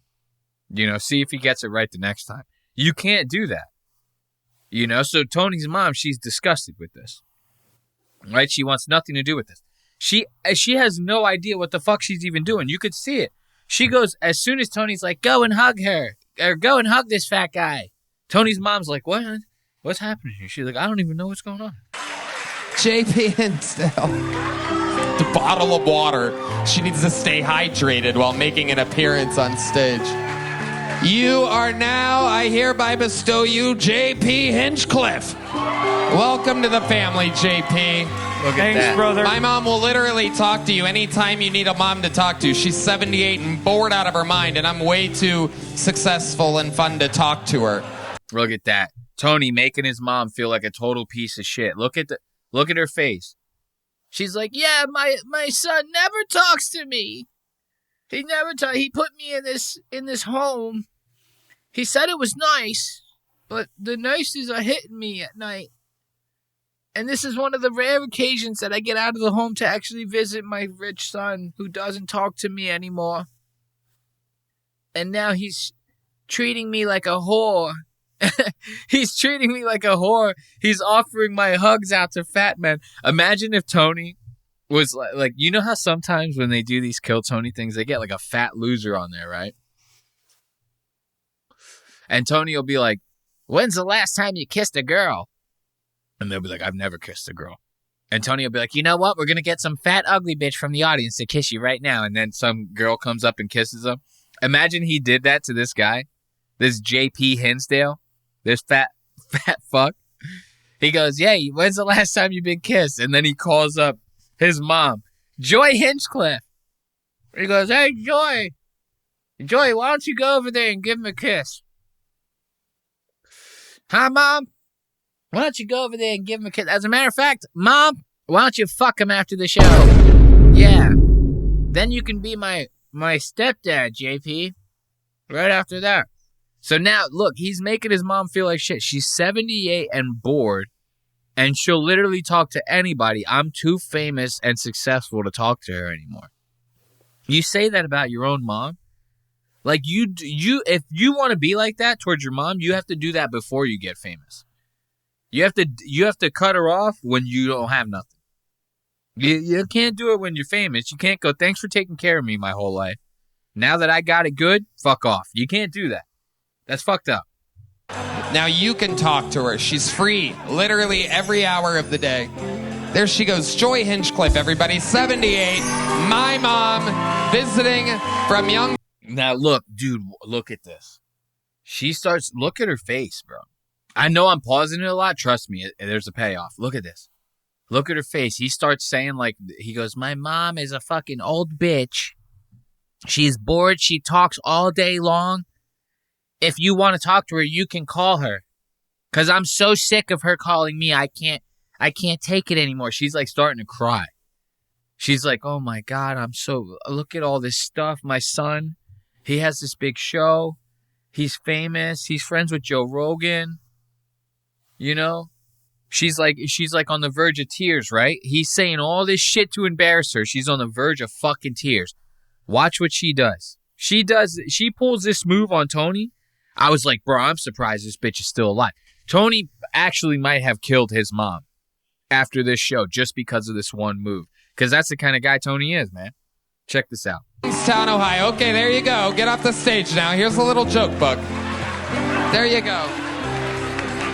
Look, she wrestles the fucking microphone out of Tony's hand. Look at that. We have to see that again. Look, she has producers over here trying to drag her off the stage. She's ripping the microphone out of Tony's hand. Ripping it out of his hand. Watch this. Now, here's a little joke book. He gives his mom a little joke book. I forgot about that. He gives her a little joke book. He says, get the fuck off stage, bitch. He's treating his mom like a bucket pool right now. Tony H. Hinchcliffe. Look at this. There you go. Can I just say that I'm blessed to have Tony as my son? Let the record show that's gayer than anything I've ever done before. All she wants to do is tell the world how blessed you saw the way she had to wrestle that shit out of Tony's hand? Give it up for Tony, bro. Tony's got to be the gayest and worst son in comedy history. You got to love that. You got to love that. Let's end this episode on our good old listener submitted voicemail. You know, as I've mentioned on the show time and time again, that we have the listener submitted voicemails. You can call in. That's 316-396-0025 if you want to have your voicemail heard on the show. It's got to be good. You can't be hitting me with some crazy shit. I've had people call in and like they go past the voicemail time and don't finish the voicemail, or like people will try to leave like multiple voicemails that as I can't play fucking 12 minutes of voicemail, bro, just to get like 1 point from you. You know what I mean? Or like people will come in, they'll start like they bring up like 3 different points. I can't decipher what it is that they're like asking of me. I can't just play that on the show and then I'm like confused and shit like that. But when people do end up, you know, leaving a decent voicemail, if you maybe you got something to say or you want some advice on something, I entertain that. I'm not opposed to entertaining that. So we got this voicemail here. Let's see. I guess I am going to have to full screen this to end up looking at all this. There we go. All right. So, hey. There we go. All right. So we are on speaker. And look at that. I can see right here. This is a beautiful voicemail. It's 1 minute and 23 seconds. That's a fucking voicemail. Because it's long enough for you to get your point across thoroughly, right? But it's not too long to where, like, it makes me not want to fucking listen to it or, like, play it on the show. This is a good voicemail. So let's see. Who is this from and what do you want? Hey, Elias. It's Austin, man. Oh, let's turn that up because I can barely hear that. Okay, let's try that again. Let's listen to it. Hey, Elias. It's Austin, man. What's up? So, I just quit my job the other day. Hey, wait. This is Austin, the Austin Vollner 3101. This is the guy who pays all my shit. This guy. This the only fan that I actually trust out of all of you because this guy pays for a lot of my shit. All this equipment. You see, Austin 3101. What do you got? You just quit your job? What the fuck? Last time this guy's called in, I think he was actually the last voicemail that I got was from Austin. And you were having like women trouble. You said your wife was treating you like a bitch, and then you wanted me to give you advice on how to stop her, how to put an end to her fucking evil reign. And now you're telling me you quit your job? Depending on where this voicemail ends up going, bro, she might have been right to treat you like a bitch. I'm gonna hear the voicemail out though. But so far, you went from you wanted the pants in the relationship back and now you quit your job. That's an alpha move. I'm not going to lie. All right, let's finish this out because there has to be. Tell me there's more. Like, well, not my whole job. I didn't quit the union, but I went to a new company because of low hours. Okay. And I was at this company for my entire apprenticeship. So, like, this is the most loyal to any company I've ever worked, for. And I was just like, I'm kind of really nervous because I've spent basically my whole actual career here, which is only 4 years, I know, whatever. But fucking, I'm like, it's nothing different, really. It's just like, instead of residential marketing or market, it's fucking the commercial market. So it's just, I gotta put in like more square feet, which is fine. I'm fine. I'm a good tile guy. I got it in the bag. No problem. I'm just nervous. You know what I mean? What do you do when you're starting a new job to not be nervous? Like, it freaks me out. So yeah, that's my question. God bless. Love the show. Fucking great shit. Hell yeah. Fuck yeah. I want to thank you for calling in, Austin. First and foremost, obviously, anybody that calls in and actually listens to this show, I always am very, very thankful of that. You know what I mean? It's kind of like, it can be a scary thing to even like start a podcast, right? Kind of relating to your voicemail a little bit. When I started this thing, I was like, is anybody even going to give a fuck about the stuff that I'm talking about? And then the first couple episodes were rough, dude. I'm talking like rough, dude. Like I could barely listen back to them, right? So I get it.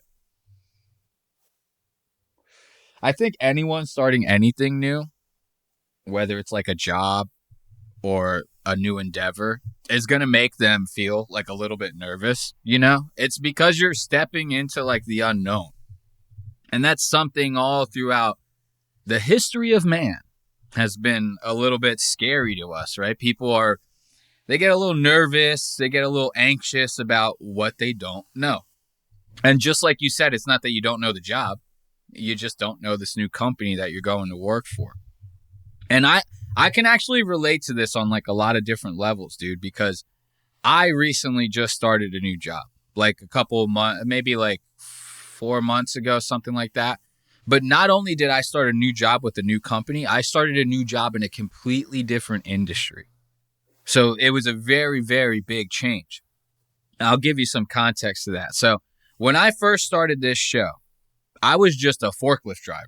I was like just a regular ass forklift driver. I worked for a shipping company called R&L. And I will end up talking later about that company because they are a very, very shitty and evil company. Wait until we end up getting to the R&L segment that I have going on later. I'll shed some light on that company for you guys. But I was a forklift driver for a company called R&L. And I had done that, like I was going to school to get like a certification in IT. And I was doing that job like while I was in school for that. And then I finished, got my certification. I continued doing that job while I was looking for work for my IT certification. Now, I did not get a job in the IT field, which would have also made me nervous because, again, it would have been switching into a different industry. I ended up finding a job as a marketing designer for a company. And I ended up getting that job through all of this freelance experience that I'd had doing videography and photography jobs for other people, doing editing jobs for other people and stuff like that, all while being a forklift driver for R&L. And so jumping into like marketing and graphic design and having to manage social media accounts and manage the content that goes on social media accounts and managing web content and WordPress. This is all stuff that I now do. So I went from literally driving a forklift to now I sit at a desk all day. I have to like manage like film productions. I have to manage photo shoots. I have to manage website content, social media content, scheduling. I have to manage all of the social media accounts, all this for a specific company now. So this was a very, very, very big change for me.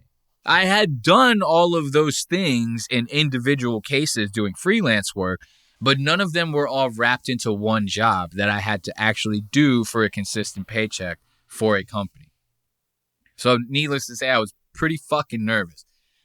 And I'll tell you, the way I ended up dealing with it was I treated them like they knew less than me. And I didn't do it in a condescending way. It's like a very vague way to put that. So I'll try to contextualize it for you. It has to do with confidence, right? Like, in essence. And I'll get to I made them seem like they knew less than me. I'll get to that in a second, because it really boils down to confidence. Your confidence is basically, it's like the message that you want to put out to the world without saying anything. It's your body language. It's how you carry yourself. What are you trying to tell people about you without opening your fucking mouth? Like, and I'm not talking about your clothes. What do you want to tell people about, like, who you are? How do you handle yourself? Are you able to handle pressure-filled situations in a calm way? You know, are you good under pressure like that? Is what I was trying to say. I'm a little stoned for this advice segment. Sorry. So your confidence, how you like come into situations and how you act in those new situations, that's kind of basically all that is when you boil it down. It's just like, what do you want everybody else to think when you're trying to handle these things? Do you want them to think that you're timid and that you don't know what the hell you're doing? Because you could go in there acting nervous and showing that, and people will get that idea off of you. Or you can do what I did, and you can walk in there and you can treat them like they know less than you. But don't do it in a condescending way. You don't want to be like this asshole who comes in and acts like a know-it-all. What I did in my case was, like, whenever they asked me a specific question about something, I answered it as if I had done it 1,000 fucking times. They go, hey man, we're going to have like this like catalog print that we have that's due up in like this deadline. Like, have you ever used InDesign before? I've used it every day for all 36 years of my life. I invented InDesign. Okay. Like, hey, can you make this logo? We got it for this print vendor. They only have this specific template. Are you able to work off of that template? I've worked off of that template 1,000 times. They give me the template. I'm figuring it out right on the spot. I'm doing all the work right there. You know what I mean? It's almost like when people say fake it till you make it. Like, there's some truth to that. Now, you can't fake being like a hedge fund manager and then you get the job and you end up tanking someone's portfolio. Yeah, you're going to get fucked. But like, if you have like in your case, you already know the job. You didn't quit the union. You're just working for a different company, right? So you go in with that level of confidence, knowing that you already know what the fuck you're doing, right? You don't need these guys to necessarily tell you how to lay tile fundamentally. You just need to get them to teach you how they lay tile, maybe. You know, I'm not in that same business, so I might be sounding like a fucking cuck right now saying all this shit. But trust me, I'm a man. I can do manly shit too. I just I don't know time. So like you go in with the confidence knowing that you know the core of the job and you know how to do it and you're confident enough in your skills, right? I mean, you even sounded confident in that voicemail. You said, "Hey, I got my apprenticeship down. Like I'm laying tile with the best of them." That's what I heard. You know, quote unquote. You could quote me on that, Austin. I heard it. So it sounds like you already know what the deal is as far as the fundamentals of the job. Stepping into a new company, that's like your opportunity to kind of like not necessarily reinvent yourself. You don't want to like, you know, act like someone you're not. But like when you have like, I look at it like this, and this might sound crazy, dude. I look at like every new person I meet as like, I could like reinvent my confidence level. I could go in with like maybe an inflated level of confidence that I normally wouldn't have around people that actually know who I am. I do this all the time. I swear to God. I will go in with an inflated level of confidence because they have no idea who I am. Who are they to know that I'm actually like a fucking insecure asshole? Who are they? You know? Why give some stranger the satisfaction of knowing who you actually are, Austin? Go in there and act like the the most big dick swinging tile fucking layer without being condescending and a know-it-all asshole. Go in there with that level of confidence and just start laying the shit down. Humans, us people, we're animals too, bro. And we can smell the fear. We can smell the nervousness on you. And people will fucking attack that. I'm joking around here, but like there is a level of truth to that. Like you don't want to go in showing your nerves. You know what I mean? Like that is something, because it's not that people will attack you, but like they might actually lose confidence in you. They might think that you're not up to the job if you kind of go in there showing that. And like I said, on paper, or like at least from what you're explaining to me, it sounds like you have absolutely no reason to feel that way. But I understand that feelings are feelings and you can't help it. That's how I would look at it. I would go in there and just have this like subconscious thought in your mind that you're like, I'm better than these guys. You're not better, but like you're like, I know what the fuck I'm doing. That's all you really have to do. Just go in there knowing that you know what you're doing, that you're not going to get caught off guard by the questions that they ask. You know, they go, hey man, you know how to fucking cut tile at 3/4 of an inch at an angle and over here 45 degrees and blah blah. You say yes, and then if you have to Google it, fucking Google it, but you say yes. You never crack that. You'd never crack that, because here's what comes to that ultimately. You show that confidence, whether it's faked or not, right? You're gonna eventually catch on. Like like I said, again, I keep saying it. You know the job, so you don't have to catch on to that. But their ways, how they do things, everything, dude, you'll catch on. Pretty soon, you're gonna be clocking in. You're not even gonna think twice about it. You know, and that's kind of, I mean, that's the way I handled it. Again, going back to like, I can only give you advice based off of my life experience, right? Like, so when I went into this new job in this new industry, I just treated the whole thing like I knew every single fucking thing there was to know about it. They go, hey man, we got a design that's going on screen. What's the color profile? RBG, bitch. I knew it. Okay, we got a design that's going on print. What's the color profile? CMYK, bitch. You know, and then as I'm doing the job, I'm like learning more. I'm getting more acclimated to it. Next thing you know, man, I might be running a whole fucking marketing department, and you could be doing the same. You could go in there, lay a couple tiles, and next thing you know, you're fucking the owner's daughter, you know, and you're like, you're running the shit. You know, who knows? You could be anything, Austin. I'm going to tell you this right now. You could be anything, but you cannot be nervous. Not in this situation. Do not give these new guys the satisfaction of seeing you be nervous. Go in there, Andrew Tate. Chest puffed out. You know, dick swinging. By the way, also, did you get the pants back? Did you get the pants back? Because if you didn't, I maybe that's why you're nervous. You know? Do that. Get your girlfriend to top you off before your first day of work. Walk in there all like limber and shit. Like, you know what I mean? You go in there, you're like, yeah, I just got sucked off. You know? And then like, I mean, you walk in fresh off a blowy to work, nothing's stopping you. Nothing is stopping you. You walk in there fresh off a blowy. Like if you know you just got slurped up like ramen noodles, and you walk into work and you just have that in the back of your mind, that they could be hitting you with the biggest project you've ever had. And you're going to be in there relaxed, bro. You're going to be, they're going to be like, dude, you're laying like fucking 2 tons of tile today. You're going to be like, fucking chill, man. It's like, you know what I mean? You just got your dick sucked. So that might be actually the answer to all this. Go in there and just wake your girlfriend up at 4:30 in the morning. Tell her to feed the kid. And after she's done walking the dog, tell her to blow you.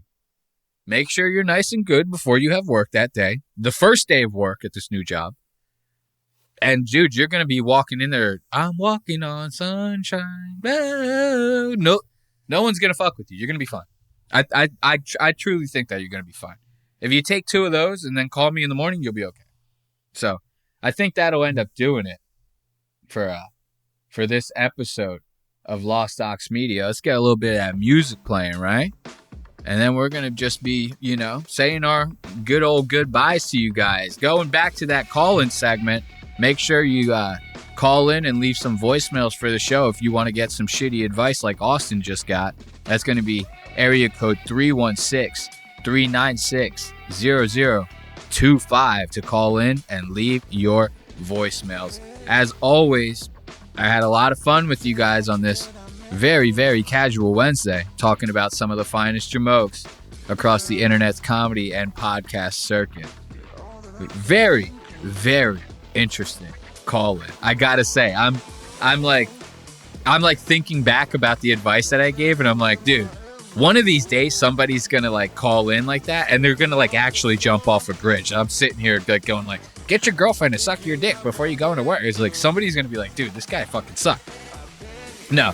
But in all seriousness, thank you guys for joining me on another great episode of Lost Aux Media. Be sure to catch audio every Wednesday, 5 a.m., video every Wednesday, 7 p.m. That's going to be on Apple Podcasts, Spotify, where you listen to all your favorite podcasts, YouTube, and more.